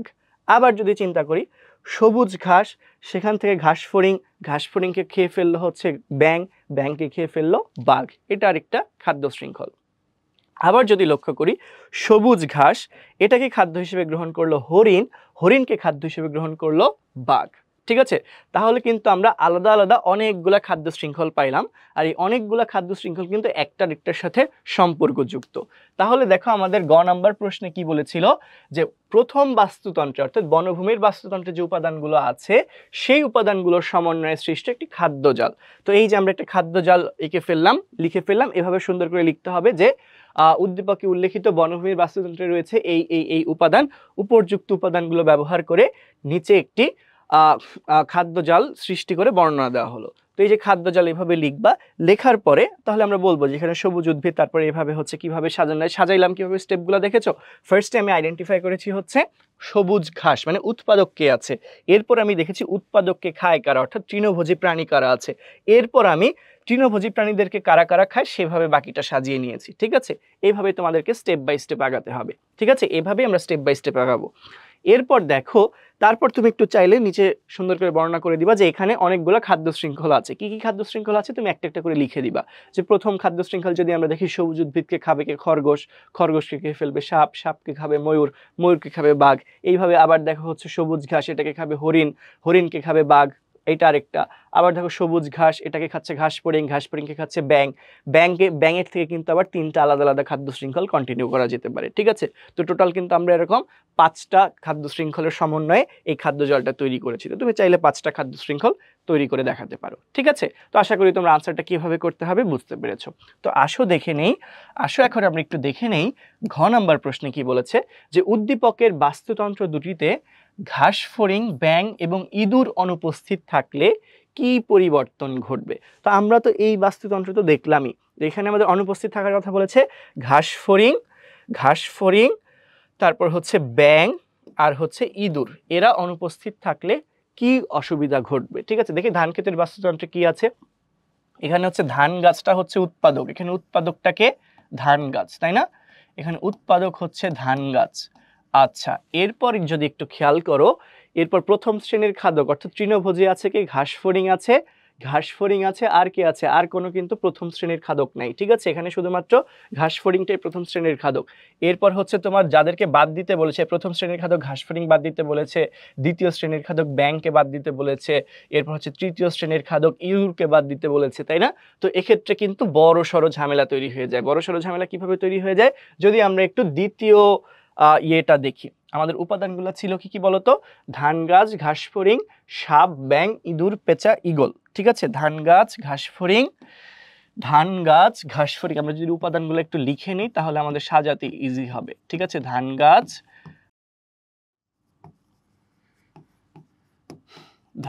ঘাসফড়িং, আর কি ছিল? সাপ, ব্যাঙ, ইঁদুর, পেঁচা। সাপ, ব্যাঙ, ইঁদুর, পেঁচা, আর কি বলতো, আর ছিল হচ্ছে ঈগল, তাই না? এই উপাদানগুলা ব্যবহার করে আমরা যদি একটা খাদ্য শৃঙ্খল বা খাদ্যজাল, যদি খাদ্যজাল দাঁড় করাই, তাহলে এখানে উৎপাদকটা কি হবে বলতো? এখানে উৎপাদকটা হবে হচ্ছে ধান গাছ। কে হবে? ধান গাছটা হবে উৎপাদক, তাই না? আচ্ছা, এরপর যদি আমরা একটু দেখি, এখানে তৃণভোজী কারা হবে? উৎপাদককে খাদ্য হিসেবে গ্রহণ করবে কে? ধান গাছ, তাহলে ডান। একে খাদ্য হিসেবে গ্রহণ করবে ঘাস ফড়িং। কে গ্রহণ করবে? এটাকে খাদ্য হিসেবে গ্রহণ করবে হচ্ছে ঘাস ফড়িং। তো আমরা লিখলাম ঘাস ফড়িং, প্রথম স্তরের খাদ্য একটা পেয়ে গেলাম। ঘাস ফড়িংকে খাদ্য হিসেবে গ্রহণ করবে কে? ঘাস ফড়িংকে খাদ্য হিসেবে গ্রহণ করবে হচ্ছে ব্যাং। ঘাস ফড়িংকে খাদ্য হিসেবে গ্রহণ করবে কে? ব্যাং। আচ্ছা, ব্যাংকে খাদ্য হিসেবে গ্রহণ করার মতো কে আছে? আসে হচ্ছে সাপ। ব্যাংকে খাদ্য হিসেবে গ্রহণ করবে কে? সাপ। আচ্ছা, এরপর যদি আমরা দেখি, এরপর আছে কি? ইঁদুর, পেঁচা, ঈগল। ঠিক আছে, ইঁদুর, পেঁচা, ঈগল। আচ্ছা, এখানে দেখো ব্যাংকে খাদ্য হিসেবে গ্রহণ করতে পারে কে? ব্যাংকে খাদ্য হিসেবে গ্রহণ করতে পারে হচ্ছে ইঁদুর। ঠিক আছে, ব্যাংকে খাদ্য হিসেবে গ্রহণ করতে পারে কে? ইঁদুর। আচ্ছা, ব্যাংকে খাদ্য হিসেবে গ্রহণ করতে পারে ইঁদুর। এরপর যদি আমরা দেখি বাকি কে আছে? পেঁচা। পেঁচা, ঠিক আছে, তাহলে পেঁচা আর বাকি থাকলো ঈগল। দেখো, সাপকে খাদ্য হিসেবে গ্রহণ করতে পারে কিন্তু ঈগল। সাপকে খাদ্য হিসেবে গ্রহণ করতে পারে কে? ঈগল। ঠিক আছে, আবার ইঁদুরকে খাদ্য হিসেবে গ্রহণ করতে পারে পেঁচা। আবার ব্যাংকে সরাসরি খাদ্য হিসেবে গ্রহণ করতে পারে কে? পেঁচা। তাহলে দেখো, আবার ঘাস ফড়িংকেও কিন্তু খাদ্য হিসেবে গ্রহণ করতে পারে কে? পেঁচা। তাহলে এখানে কিন্তু আমরা অনেকগুলা খাদ্য শৃঙ্খল পাচ্ছি। তো আমাদের প্রশ্নে বলল এই খাদ্য শৃঙ্খল এবং এই খাদ্যজাল এবং এই খাদ্যজাল, উভয় খাদ্যজালেই যদি আমরা ঘাস ফড়িং, ব্যাং এবং ইঁদুরকে বাদ দিই, আমরা যদি অন্য কালার দিয়ে দেখাই, কাদেরকে বাদ দিতে হবে? ঘাস ফড়িংকে বাদ দিতে হবে, ব্যাংকে বাদ দিতে হবে, ইঁদুরকে বাদ দিতে হবে। এই তিনটা জিনিসকে যদি আমি বাদ দিই, তাহলে কি হবে? দেখো, ঘাস ফড়িং কি প্রথম শ্রেণীর খাদক না? তো এই প্রথম শ্রেণীর খাদককে যদি আমরা বাদ দেই, যদি না থাকে, তাহলে কি দ্বিতীয় শ্রেণী, তৃতীয় শ্রেণী, এই শ্রেণীর খাদকগুলা খাবার পাবে? এরা তো পাবেন, এরা খাবারের অভাবে বিলুপ্ত হয়ে যাবে। প্রথম শ্রেণীর খাদক না থাকলে দ্বিতীয় শ্রেণীর খাদক খাবারের অভাবে বিলুপ্ত হবে। দ্বিতীয় শ্রেণীর খাদক যদি না থাকে, তাহলে কি তৃতীয় শ্রেণী এবং সর্বোচ্চ শ্রেণীর খাদকেরা খাবারের অভাবে কি হয়ে যাবে? বিলুপ্ত হয়ে যাবে। আবার যদি দেখি যে ব্যাং, আবার ইঁদুর, ব্যাং সবার ক্ষেত্রে একই কথা প্রযোজ্য। তাহলে প্রথম, দ্বিতীয়, তৃতীয় কোন একটা শ্রেণীর উপাদান যদি না করে, এক্সিস্ট না করে, যদি বিলুপ্ত হয়ে যায়, যদি অনুপস্থিত থাকে, না থাকে, তাহলে দেখা যাবে কি অন্যান্য শ্রেণীর সদস্যরাও বিলুপ্ত হয়ে যেতে থাকবে। যদি এভাবে খাদক শ্রেণী বিলুপ্ত হয়ে যায়, তখন দেখা যাবে কি বিয়োজক কোনো জীবকেই আর বিয়োজিত করতে পারবে না। তখন দেখা যাবে পরিবেশে কোনো জৈব এবং অজৈব উপাদান বিয়োজিত হয়ে ফিরে আসছে না। তখন উৎপাদক খাদ্য উৎপাদনের জন্য যে উপাদানগুলো লাগে সেগুলোরও সরবরাহ পাবে না, এবং একসময় দেখা যাবে কি উৎপাদকও বিলুপ্ত হয়ে যাবে। ঠিক আছে, মাটির উর্বরতা নষ্ট হবে, উৎপাদকও বিলুপ্ত হয়ে যাচ্ছে, অর্থাৎ টোটাল বাস্তুতন্ত্রের যে ভারসাম্য সেটা কিন্তু নষ্ট হয়ে যাচ্ছে। ঠিক আছে, আবার যদি আমরা সেম ঘাস ফড়িং, ব্যাং, ইঁদুর, এটা যদি পরের ইয়েতেও দেখি, ঘাস ফড়িং, ব্যাং আর হচ্ছে ইঁদুর, এই তিনজনকে যদি আমরা বাদ দিই, তাহলে দেখো টোটাল খাদ্যজালটা এখানেও ভেঙে যাচ্ছে। কারণ ঘাস ফড়িংটা হচ্ছে এখানে কি প্রথম শ্রেণীর খাদক। প্রথম শ্রেণীর খাদক না থাকলে দ্বিতীয় শ্রেণী, তৃতীয় শ্রেণী কেউ কি খাবার পাবে? পাবে না। তাহলে প্রথম শ্রেণী না থাকলে দ্বিতীয় শ্রেণী, তৃতীয় শ্রেণী সবাই বিলুপ্ত হয়ে যাবে। তো আলটিমেটলি টোটাল খাদ্যজালটাই নষ্ট হয়ে যাবে, ওই বাস্তুতন্ত্রটাই নষ্ট হয়ে যাবে। ঠিক আছে, তো আমাদের প্রশ্নে বলল যে উদ্দীপকের বাস্তুতন্ত্র দুটিতে, মানে দুইটাতে, দৃশ্যকল্প 1, 2, মানে সরি, তোমার হচ্ছে যে বনভূমি আর হচ্ছে ধান ক্ষেতের বাস্তুতন্ত্র, যদি এই তিনটা উপাদান না থাকে, তাহলে কিন্তু বাস্তুতন্ত্রের ভারসাম্য নষ্ট হবে। কি পরিবর্তন হবে বলতো? ভারসাম্য নষ্ট হবে, বাস্তুতন্ত্রের ভারসাম্য নষ্ট হয়ে যাবে। কি হবে? বাস্তুতন্ত্রের ভারসাম্য নষ্ট হয়ে যাবে। ঠিক আছে, কি হবে? ভারসাম্য বিনষ্ট হবে, একেবারে ধ্বংস হয়ে যাবে বাস্তুতন্ত্র। ঠিক আছে, তাহলে এটা আমাদেরকে সুন্দর করে একটু বর্ণনা করে লিখতে হবে। ঠিক আছে, তাহলে গ নাম্বারে আমাদেরকে এই খাদ্য জালটা সুন্দর করে বানানোর দরকার। কিভাবে স্টেপ বাই স্টেপ বানাবো সেটা বলেছি। ঠিক আছে, আরেকবার যদি একটু রিক্যাপ করি, ফার্স্টে আমরা দেখবো এখানে উৎপাদক কে আছে, স্বভোজী উদ্ভিদ কারা আছে, তো উৎপাদক আমরা পেলাম। উৎপাদকের পরে দেখবো তৃণভোজী কারা আছে, তৃণভোজীর পরে আমরা আইডেন্টিফাই করব এই তৃণভোজীদেরকে কারা খাদ্য হিসেবে গ্রহণ করতে পারে, অর্থাৎ প্রথম শ্রেণীর, দ্বিতীয় শ্রেণীর খাদক কারা। এরপর আমরা দেখব এদেরকে আবার কারা কারা খাদ্য হিসেবে গ্রহণ করতে পারে। আবার একাধিক খাদ্য শৃঙ্খলের, মানে একাধিক উপাদানকে অন্য কোন একাধিক খাদক খাদ্য হিসেবে, একই উপাদানকে অন্য কোন একাধিক খাদকেরা খাদ্য হিসেবে গ্রহণ করতে পারে সেটাও আমরা দেখব। তাহলে কি হয়ে যাবে, আমাদের খাদ্যজাল কিন্তু তৈরি হয়ে যাবে। ঠিক আছে, আচ্ছা, আর পরেরটায়ও আমরা কি করেছি, ধান ক্ষেতের বাস্তুতন্ত্র অনুযায়ী আরেকটা খাদ্যজাল দাঁড় করিয়েছি একই পদ্ধতিতে। প্রথমে উৎপাদক দেখেছি, এরপর তৃণভোজী কারা সেটা দেখেছি, এরপর এদেরকে কারা কারা খেতে পারে সেটা আইডেন্টিফাই করেছি। এরপরের প্রশ্নে বলল কি যে এই তিনটা উপাদান যদি না থাকে, তিন ধরনের খাদক যদি না থাকে, তাহলে বাস্তুতন্ত্রে কি পরিবর্তন হবে। তো এটা আলোচনা করে লিখে দিতে হবে যে কি কি অসুবিধা হবে সেটা আলোচনা করে বলবো, অলরেডি বলেছি। এবং কমেন্টটা কি হবে, লাস্ট কমেন্টটা হবে যে বাস্তুতন্ত্রের ভারসাম্যটা বিনষ্ট হয়ে যাবে। ঠিক আছে, আচ্ছা, তাহলে আমরা গুছিয়ে আনসার করবো ইনশাআল্লাহ। আসো নেক্সট কোশ্চেনে চলে যাই। দেখো, আরেকটা প্রয়োগমূলক প্রশ্ন আছে। এই প্রশ্নে কি বলেছে যে উদ্দীপকের বি এর উপাদানগুলো ব্যাখ্যা করো। তো যদি আমরা একটু দেখে নিই, এখানে বি এর উপাদান কি, সি এর উপাদান কি, উদ্দীপকটা যদি ফুলফিল করি তাহলে এটা হচ্ছে বাস্তুতন্ত্রের, বি হচ্ছে বাস্তুতন্ত্রের জড় উপাদান, বি হচ্ছে কি বাস্তুতন্ত্রের জড় উপাদান, আর সি হচ্ছে বাস্তুতন্ত্রের সজীব উপাদান, সি হচ্ছে কি বাস্তুতন্ত্রের সজীব উপাদান। ঠিক আছে, তাহলে দেখো একটা বাস্তুতন্ত্রে কিন্তু আমরা বলেছিলাম তিন ধরনের উপাদান থাকে, জড় উপাদান আর হচ্ছে সজীব উপাদান। তো আরো যদি ইলাবোরেট করে বলতে চাই, জড় উপাদানের মধ্যে আবার দুই ধরনের উপাদান থাকে। জড় উপাদানের মধ্যে কয় ধরনের উপাদান থাকে, দুই ধরনের উপাদান থাকে। কি কি থাকে, হচ্ছে জৈব উপাদান থাকে কিছু, আর থাকে কিছু অজৈব উপাদান। কি থাকে, কিছু জৈব উপাদান আর থাকে কিছু অজৈব উপাদান। ঠিক আছে, আবার যদি আমরা বলি সজীব উপাদান, সজীব উপাদানও কিন্তু তিন ধরনের থাকে। কি কি থাকে, উৎপাদক, খাদক এবং বিয়োজক। কি কি থাকে, উৎপাদক, খাদক এবং বিয়োজক। ঠিক আছে, তো খাদক তো আবার তিন শ্রেণীর ছিল, প্রথম শ্রেণীর খাদক, দ্বিতীয় শ্রেণীর খাদক, তৃতীয় শ্রেণীর খাদক, কোনো কোনো ক্ষেত্রে আবার কি থাকে, সর্বোচ্চ খাদক থাকে। ঠিক আছে, তো এই যে শ্রেণী বিভাগ, এই শ্রেণী বিভাগ তো আমরা অলরেডি সবাই পড়ে আসছি, তাই না? তো দেখো কি বলছে, গ নাম্বার প্রশ্নে বলেছে, আমরা যদি একটু গ নাম্বার প্রশ্নের দিকে মনোযোগ দিই, কি বলেছে দেখো, যে বি এর উপাদান সমূহ অর্থাৎ জড় উপাদান সমূহ ব্যাখ্যা করতে বলেছে। অর্থাৎ জড় উপাদান বলতে কি কি জৈব উপাদান, কি কি অজৈব উপাদান আছে সেটা আমাদের ব্যাখ্যা করতে হবে। তো আসো আমরা যদি একটু জেনে নেই যে বাস্তুতন্ত্রে কি কি জৈব উপাদান, মানে জড় উপাদানগুলোর মধ্যে জৈব উপাদান কি কি আছে। জৈব উপাদান হচ্ছে মৃত জীব দেহ থেকে আমরা যে উপাদানগুলো পাচ্ছি। ঠিক আছে, তাদেরকে আমরা কি বলছি, জৈব উপাদান। আর পৃথিবীতে যখন জীবের উৎপত্তি ঘটেই নাই, তখন থেকে পরিবেশে যে সকল উপাদান বিদ্যমান তাদেরকে আমরা কি বলছি, অজৈব উপাদান। ঠিক আছে, বিভিন্ন খনিজ আয়ন যেমন হচ্ছে সোডিয়াম, পটাশিয়াম, ম্যাগনেসিয়াম, ক্যালসিয়াম, ঠিক আছে, আয়রন, ফসফরাস, সালফার, কপার, এগুলো সবাই হচ্ছে কি অজৈব উপাদান। ঠিক আছে, আমরা পর্যায় সারণীর যে স্বাভাবিক মৌলগুলো আমরা পড়ে আসছি না, এই পর্যায় সারণীর যে মৌলগুলা তারা কিন্তু কোনো জীব দেহ থেকে প্রাপ্ত না, তারা কিন্তু জীবের উৎপত্তির আগেই পরিবেশে ছিল। তাদেরকে আমরা কি বলছি, বাস্তুতন্ত্রের অজৈব উপাদান। আর জৈব উপাদান কারা, মৃত জীব দেহ থেকে, অর্থাৎ জীব দেহ থেকে আমরা যে সকল উপাদানগুলো পাচ্ছি তাদেরকে আমরা বলছি বাস্তুতন্ত্রের জৈব উপাদান। তো সংক্ষেপে এটা তোমাদেরকে ব্যাখ্যা করতে হবে, এটা খুব ইজি, তোমরা বইটা পড়লেই পারবে, বই প্যারালাল টেক্সট সবখানেই সুন্দর করে দেওয়া আছে। এরপর দেখো কি বলেছে, উদ্দীপকের সি উপাদান, সি উপাদান মানে সজীব উপাদান। ঠিক আছে, তো সি উপাদান ক্রিয়াশীল থাকায় বাস্তুতন্ত্র সচল থাকে। হ্যাঁ, এটা তো আমরা জানি। বাস্তুতন্ত্র সচল থাকে কিভাবে, বাস্তুতন্ত্রে হচ্ছে খাদ্য প্রস্তুত করে কি, উৎপাদক, ওরা হচ্ছে স্বভোজী।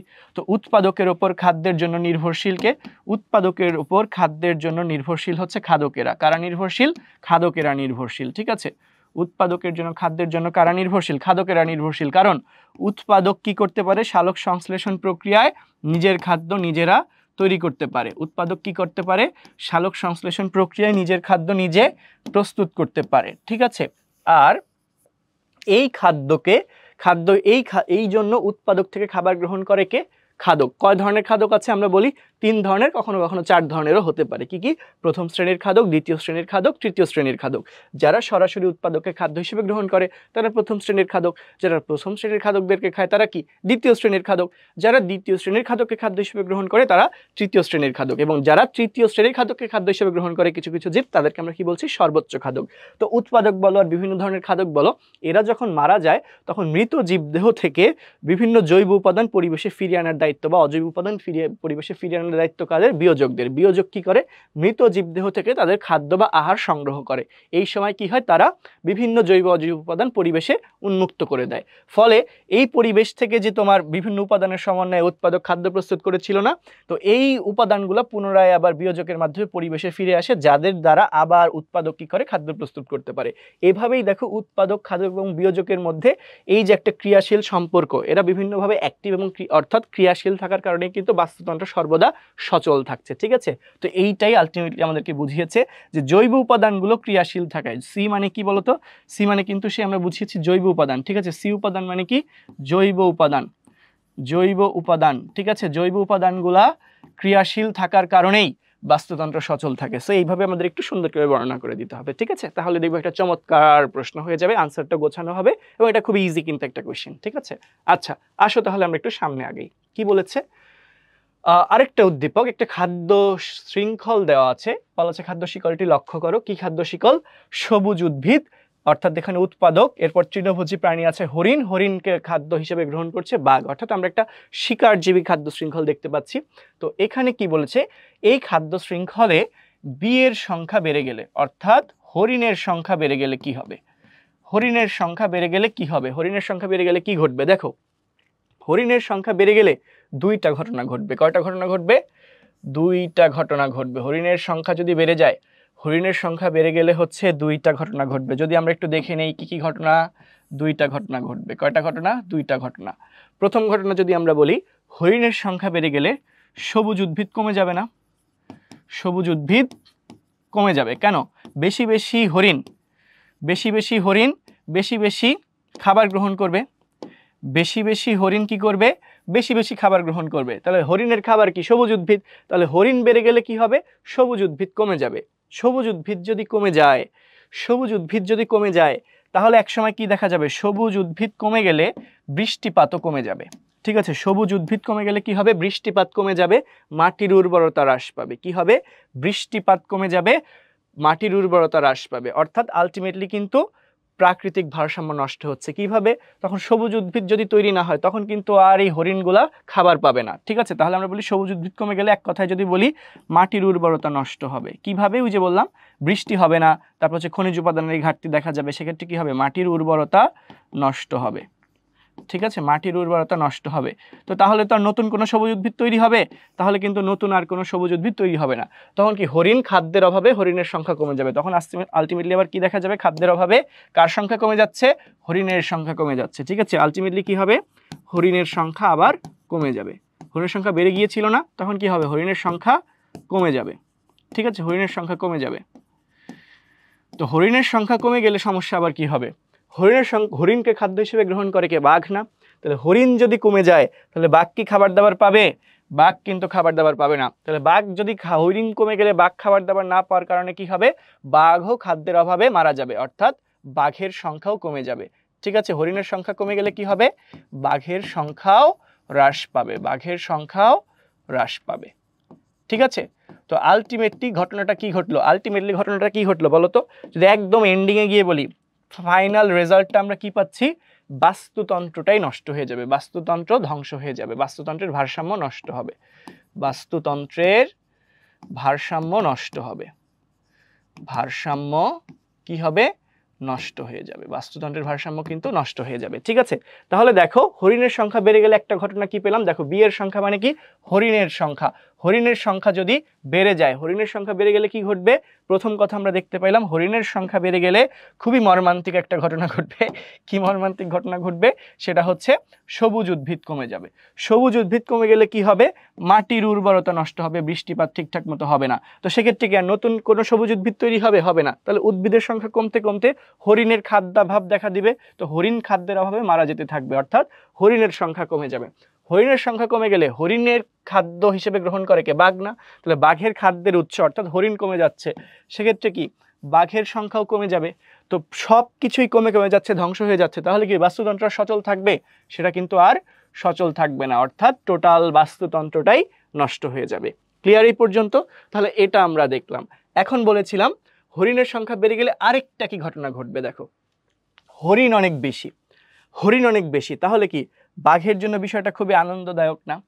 হরিণের সংখ্যা যদি অনেক বেশি হয়, তাহলে বাঘের জন্য বিষয়টা কিন্তু খুশির খবর। কেন? বেশি বেশি খাবার পাবে, বেশি বেশি খাবার পাইলে কি হবে? বাঘের সংখ্যা বাড়তে থাকবে না? তাহলে হরিণের সংখ্যা বেড়ে গেলে কি হবে? খাবার বেশি পাওয়ার কারণে বাঘের সংখ্যাও বৃদ্ধি পাবে। কি হবে? বাঘের সংখ্যা বাড়বে। আমরা একবারই লিখে দিলাম, বৃদ্ধি পাবে না লিখে একবারই লিখলাম, বাঘের সংখ্যা বাড়বে। বাঘের সংখ্যা বাড়লে কি ঘটবে?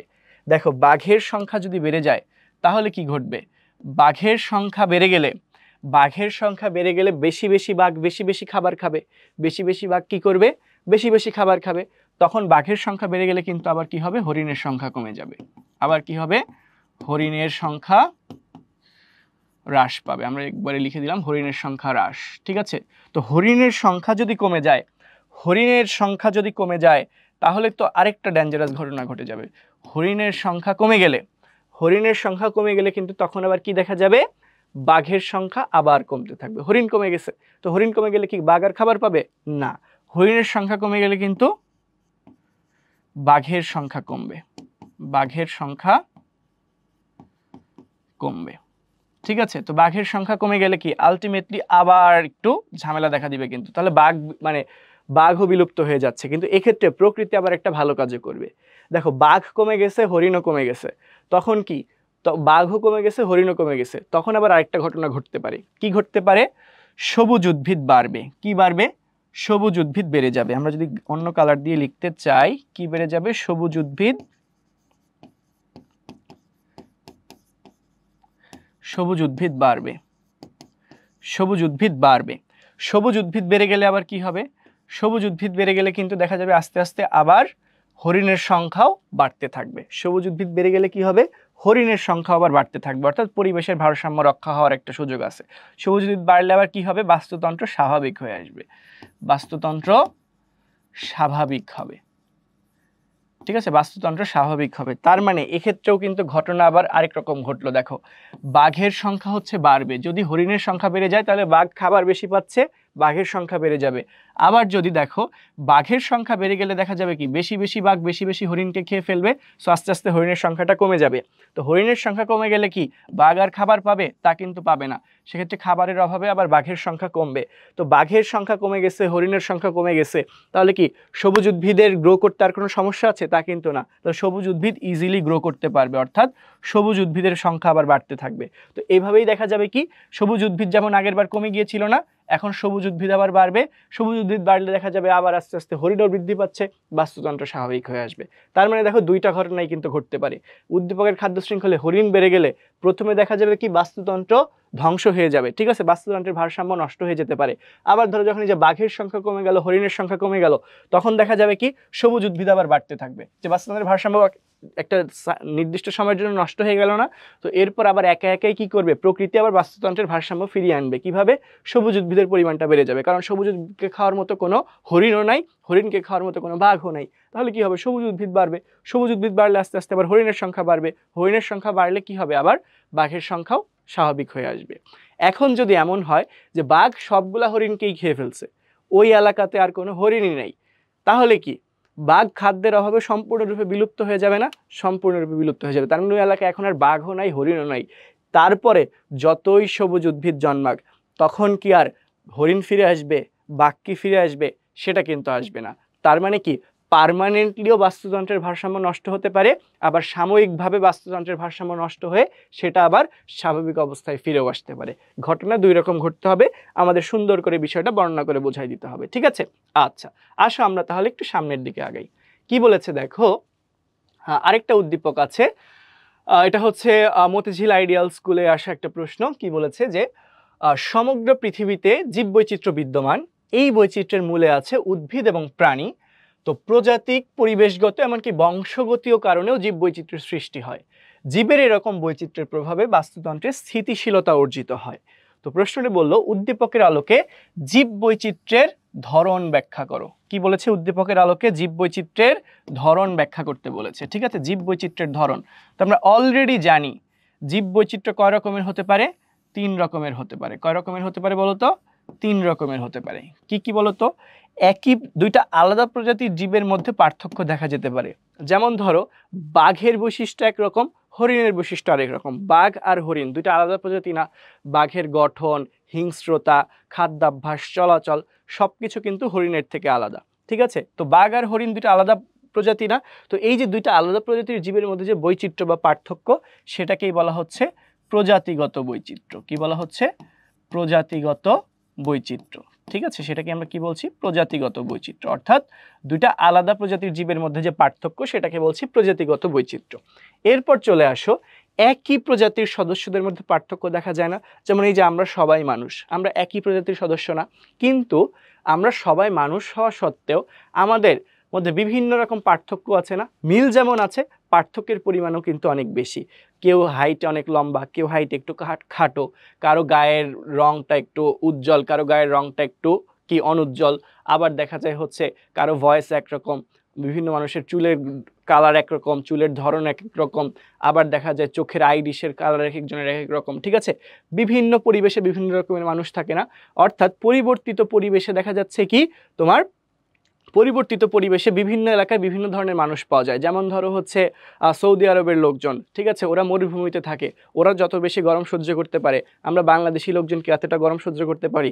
আবার ধরো অ্যান্টার্কটিকা বা হচ্ছে ফিনল্যান্ড, পোল্যান্ড, ওই সব উত্তর গোলার্ধীয় এলাকায় যতটা ঠান্ডা পড়ে, ওই শীত প্রধান পরিবেশে যে সকল মানুষ বসবাস করে, আমরা কি ওরকম ঠান্ডা ওই পরিবেশে টিকে থাকার যোগ্য? এখন হুট করে তোমাকে যদি আমি এখন অ্যান্টার্কটিকায় নিয়ে ছেড়ে দিই, তুমি কি ওই শীতে এখন যে ড্রেস আপে আছো সেভাবে সার্ভাইভ করতে পারবা?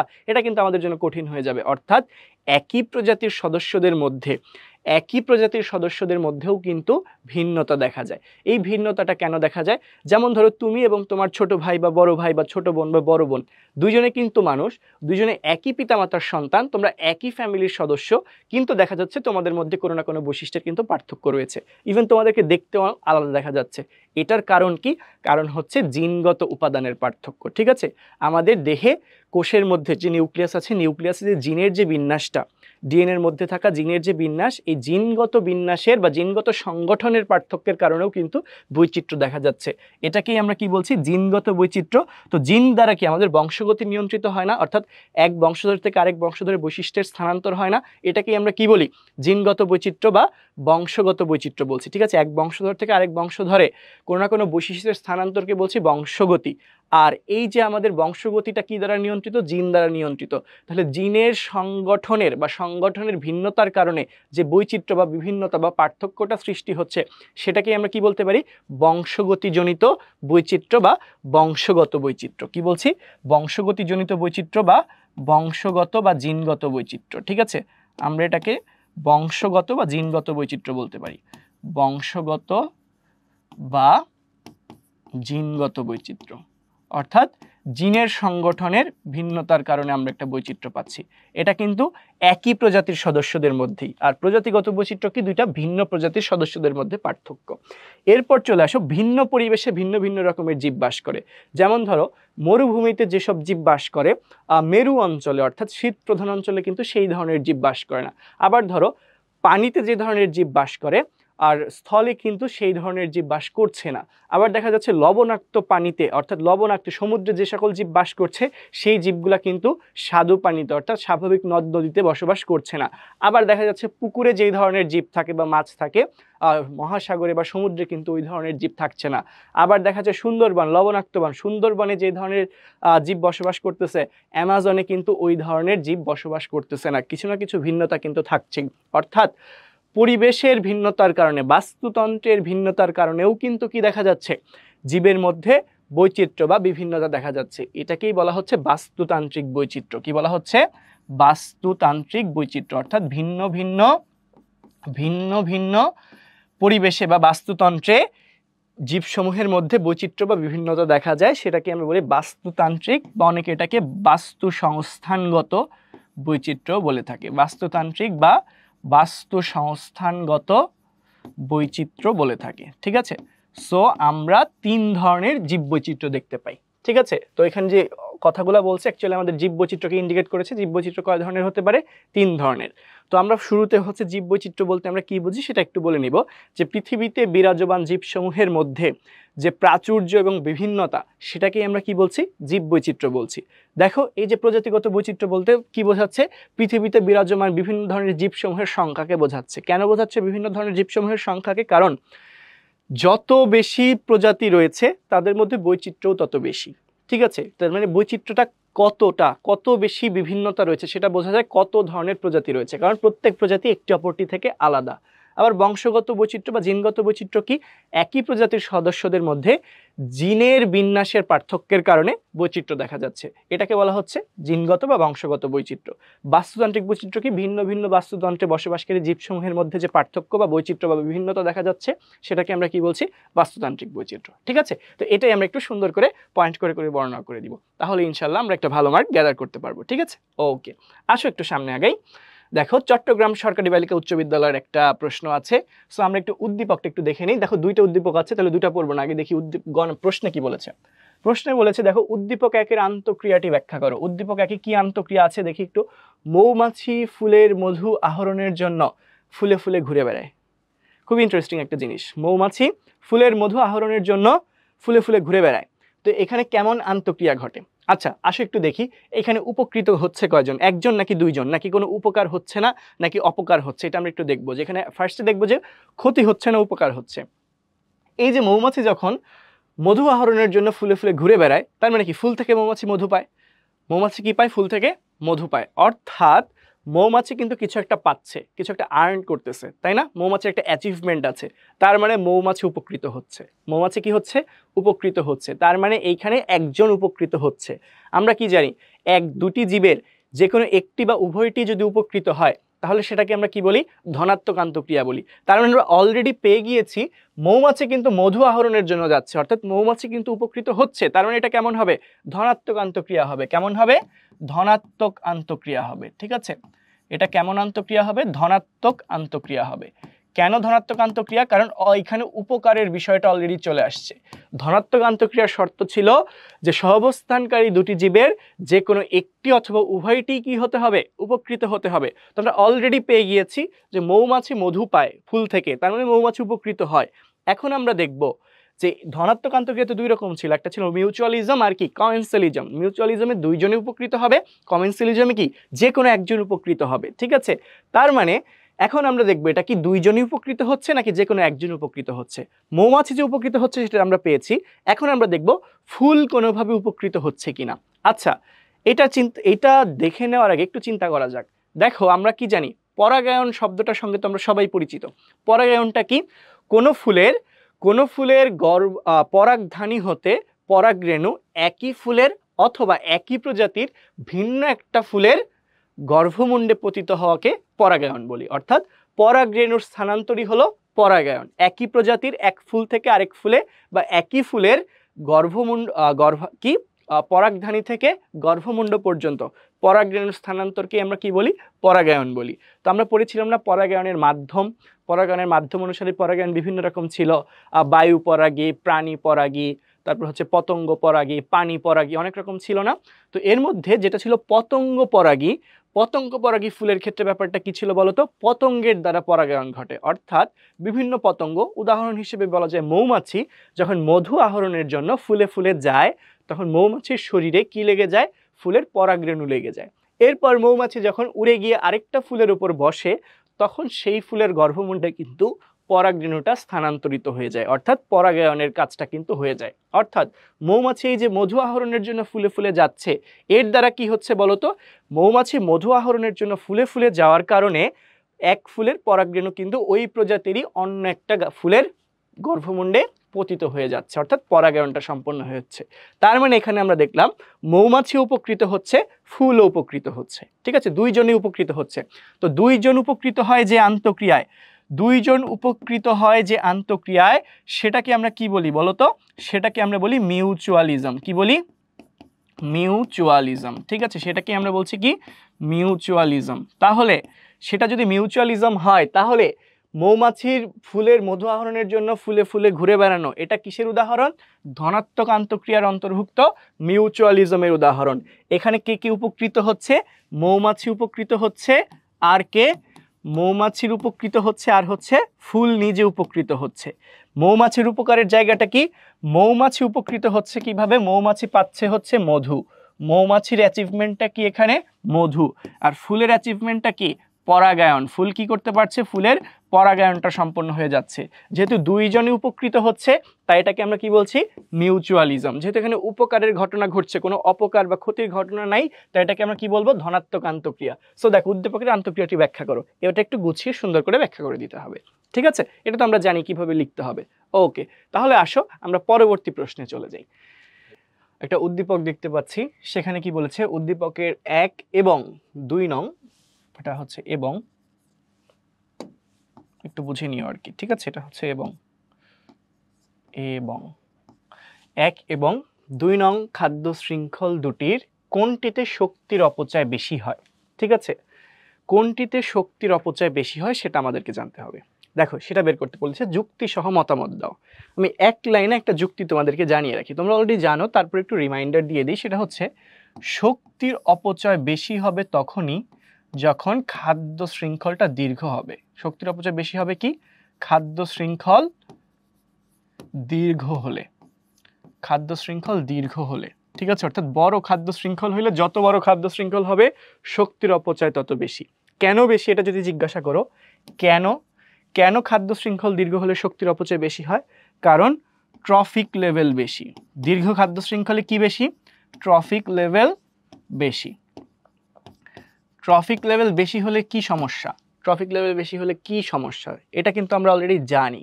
তারপর একটু মনে করাই দিই, এক ট্রফিক লেভেল থেকে যখন অন্য ট্রফিক লেভেলে খাদ্য শক্তি স্থানান্তরিত হয় তখন কিন্তু প্রায় 90% খাদ্য শক্তি নষ্ট হয়ে যায়। যদি আমরা একটু খাদ্য পিরামিডের কথা চিন্তা করি, ঠিক আছে, একটা খাদ্য পিরামিড যদি চিন্তা করি, ধরো এটা একটা খাদ্য পিরামিড, একটু ভালো হলো না বাট বুঝে নাও আর কি। ধরো এটা হচ্ছে উৎপাদকের জন্য, এরপর হচ্ছে প্রথম শ্রেণীর খাদক, দ্বিতীয় শ্রেণীর খাদক, তৃতীয় শ্রেণীর খাদক, বিয়োজক। আমরা একটু ভাগ করে ফেললাম। তো এখন যদি একটু লিখি, ধরো আমি যদি এভাবে একটু লিখি, এটা ধরে নাও কি উৎপাদক, এরা সবাই হচ্ছে প্রথম, দ্বিতীয়, তৃতীয় শ্রেণীর খাদক আর কি। এই তিনটা হচ্ছে কি খাদক, ঠিক আছে, একবারে লিখলাম, প্রথম, দ্বিতীয়, তৃতীয় শ্রেণীর খাদক। আর এটা হচ্ছে কি বলতো, এটা হচ্ছে বিয়োজক, ঠিক আছে।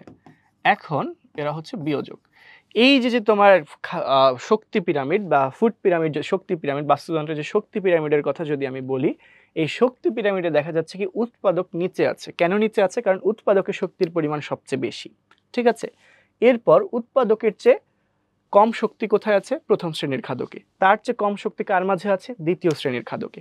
তার চেয়ে কম শক্তি কার মধ্যে আছে? তৃতীয় শ্রেণীর খাদকে। আরো কম শক্তি কার মাঝে আছে? বিয়োজকের মাঝে আছে। কিভাবে? এই প্রত্যেকটা লেভেলকে আমরা বলি ট্রফিক লেভেল। কি বলি? প্রত্যেকটা এক একটা লেভেলকে আমরা কি বলছি? Trophic level. এক ট্রফিক লেভেল থেকে যখন পরবর্তী ট্রফিক লেভেলে খাদ্য শক্তির স্থানান্তর ঘটে, সেখানে দেখা যায় প্রায় 90% খাদ্য শক্তি নষ্ট হয়ে যায়। কিভাবে নষ্ট হয়? এই যে একটা জীবের স্বাভাবিক যে জৈব রাসায়নিক বিক্রিয়া, যেটাকে আমরা বিপাকীয় প্রক্রিয়া বলি, বিপাক প্রক্রিয়া তাপ এবং অন্যান্য শক্তি হিসেবে কিছু শক্তির অপচয় হয়ে যায়, ঠিক আছে। কত পার্সেন্ট শক্তি? তার মাঝে আসা 90% শক্তি নষ্ট হয়ে যায়। কিরকম? উৎপাদকের মধ্যে যতটুকু শক্তি ছিল তার মাত্র 10% যায় হচ্ছে প্রথম শ্রেণীর খাদকের মধ্যে, আর বাকি 90% নষ্ট হয়ে যায়। এরপর প্রথম শ্রেণীর খাদকের যতটুকু শক্তি আসছে তার মাত্র 10% যাবে দ্বিতীয় শ্রেণীর খাদকে, বাকি 90% প্রথম শ্রেণীর খাদকের সারা জীবনে নষ্ট হয়ে যাবে। এরপর যদি দেখি, দ্বিতীয় শ্রেণীর খাদকে যতটুকু শক্তি আসছে তার মাত্র 10% যাবে তৃতীয় শ্রেণীর খাদকে, বাকি 90% কিন্তু নষ্ট হয়ে যাবে, অপচয় হবে। এরপর তৃতীয় শ্রেণীর খাদকে যতটুকু শক্তি আছে তার মাত্র 10% কোথায় যাবে? বিয়োজকের কাছে যাবে, বাকি 90% কিন্তু নষ্ট হয়ে যাচ্ছে, ঠিক আছে। তার মানে ট্রফিক লেভেল যত বেশি হবে, ট্রফিক লেভেল যত বেশি, খাদ্য শক্তির অপচয় কিন্তু তত বেশি, ঠিক আছে। তার মানে খাদ্য শৃঙ্খল যত দীর্ঘ, ট্রফিক লেভেলও কি তত বেশি না? তো ট্রফিক লেভেল যত বেশি, তাহলে কি হবে? খাদ্য শক্তির অপচয়ও তত বেশি। তো এখন আমরা একটু দেখব 1 এবং 2 নং খাদ্য শৃঙ্খলে কোনটির অপচয় বেশি, যেটা বেশি লম্বা, অর্থাৎ যেটা ট্রফিক লেভেল যত বেশি সেটা হচ্ছে লম্বা, মানে সেটাই হচ্ছে অপচয় তত বেশি হবে। তো 1 আর 2, এটা হচ্ছে 1, এটা হচ্ছে 2, এখানে হচ্ছে 1টা 2টা 3টা ট্রফিক লেভেল, আর 2 এ হচ্ছে 1টা 2টা 3টা 4টা 5টা ট্রফিক লেভেল। তার মানে কি এটা হচ্ছে দীর্ঘ খাদ্য শৃঙ্খল। এটা কি? দীর্ঘ খাদ্য শৃঙ্খল। কেন? ট্রফিক লেভেল অনেক বেশি, তার মানে এখানে কি বেশি? অপচয়ও বেশি, অপচয় বেশি। খাদ্য শক্তির অপচয় বেশি কোথায়? দ্বিতীয় খাদ্য শৃঙ্খলে অপচয়টা বেশি। তাহলে দেখো আমাদের জানতে চেয়েছে উদ্দীপকের 1 ও 2 এর মধ্যে কোনটিতে খাদ্য শক্তির অপচয় বেশি। তাহলে আমাদের আনসারটা কি হবে? কোনটিতে? দুটির কোনটিতে অপচয় বেশি? দ্বিতীয়টিতে, ঠিক আছে। 2 নম্বর খাদ্য শৃঙ্খলের 2 নং খাদ্য শৃঙ্খলের 2 নং খাদ্য শৃঙ্খলের শক্তির অপচয় বেশি, শক্তির অপচয় বেশি। ঠিক আছে, 2 নং খাদ্য শৃঙ্খলের শক্তির অপচয় কিন্তু বেশি হবে। কেন বেশি হবে? কারণ 2 নং এ ট্রফিক লেভেলের সংখ্যা বেশি, আর প্রত্যেক ট্রফিক লেভেলে কি মাত্র 10% করে শক্তি যায়, বাকি 90% করে শক্তি কিন্তু নষ্ট হয়ে যাচ্ছে। ঠিক আছে, তার মানে 2 নং খাদ্য শৃঙ্খলে যেহেতু ট্রফিক লেভেল বেশি, তাহলে এখানে শক্তির অপচয় অনেক বেশি। আচ্ছা, আসো তাহলে আমাদের পরবর্তী প্রশ্নে আমরা একটু চলে যাই। দেখো, একটা উদ্দীপক আছে, সাথে দুইটা প্রশ্ন। এটা হচ্ছে সিলেট বোর্ড 2019 সালে আসা প্রশ্ন, বেশ আগেকার প্রশ্ন। দেখো কি বলেছে, যে উদ্দীপকের আলোকে একটি জলজ বাস্তুতন্ত্রের চিহ্নিত চিত্র অঙ্কন করো। দেখো কি কি উপাদান আছে।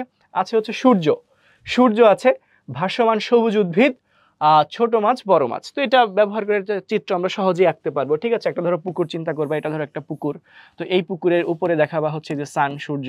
ঠিক আছে, এ হচ্ছে সূর্য, সূর্য আলো দিচ্ছে, এভাবে বোঝাইলা। আর এর মধ্যে এটা হচ্ছে পানি, ধরো তুমি বোঝাইলা। এখন তুমি তো আর অনেক কালার ইউজ করবে না, তুমি তো সাদা কালো পেন্সিল আঁকবা। তো আমি এখানে তোমাকে বোঝাচ্ছি, ধরো এর মধ্যে কি আছে, পানি আছে। তো এই পানির মধ্যে কি আছে, ধরো ভাসমান ছোট ছোট উদ্ভিদ আছে। তো আমি এখানে গ্রিন কালার দিয়ে বুঝাইলাম আর কি, ছোট ছোট উদ্ভিদ আছে। তো ধরে নাও এই যে ছোট ছোট উদ্ভিদগুলো আছে। ঠিক আছে, চিন্তা করো আর কি, ছোট ছোট উদ্ভিদ আছে আর কি। তো পানিতে ভাসমান ছোট ছোট উদ্ভিদ, তো এই ছোট ছোট উদ্ভিদ আর হচ্ছে ছোট ছোট মাছ আছে। তুমি ধরো কিছু কিউট কিউট মাছ এঁকে দিতে পারো। ঠিক আছে, অনেক ছোট্ট ছোট্ট কিছু মাছ এঁকে দিতে পারো। ধরো এটা দ্বারা আমি একটা মাছ আঁকতেছি, আবার ধরো এটা ধরো আরেকটা মাছ, এভাবে কিছু মাছ এঁকে দিতে পারো। আর কি বলো তো, বড় মাছ। ঠিক আছে, আরো একটু সাইজে বড় একটা মাছ এঁকে দিতে পারো। তারপর তুমি একটু বর্ণনায় লিখে দিও যে কোনটা কোন স্তরের খাদক, আর এই ইয়াটা একটু লিখে দিলে দেখবা সুন্দর হয়ে গিয়েছে। এরপর দেখো বললো এন এর সংখ্যা কমে গেলে। ঘ নাম্বারে কি বলেছে, এন এর সংখ্যা, এনটা কি ছোট মাছ। ঠিক আছে, দেখো তার একটু আইডেন্টিফাই করে নিই। এখানে যে পানিতে ভাসমান সবুজ উদ্ভিদ, পানিতে ভাসমান সবুজ উদ্ভিদ কিন্তু এখানে উৎপাদক। এখানে কি সবুজ উদ্ভিদ আমরা অলওয়েজ কি জানি, এটা হচ্ছে উৎপাদক। তাহলে উৎপাদককে খাদ্য হিসেবে গ্রহণ করবে যারা, অর্থাৎ এন। এখানে এনটা কি, প্রথম স্তরের খাদক। ঠিক আছে, এখানে উৎপাদক অর্থাৎ এনটা হচ্ছে প্রথম স্তরের খাদক, প্রথম স্তরের খাদক। আর যেটা আমরা বলছি বড় মাছ, এই বড় মাছটা হচ্ছে দ্বিতীয় স্তরের খাদক, দ্বিতীয় স্তরের খাদক।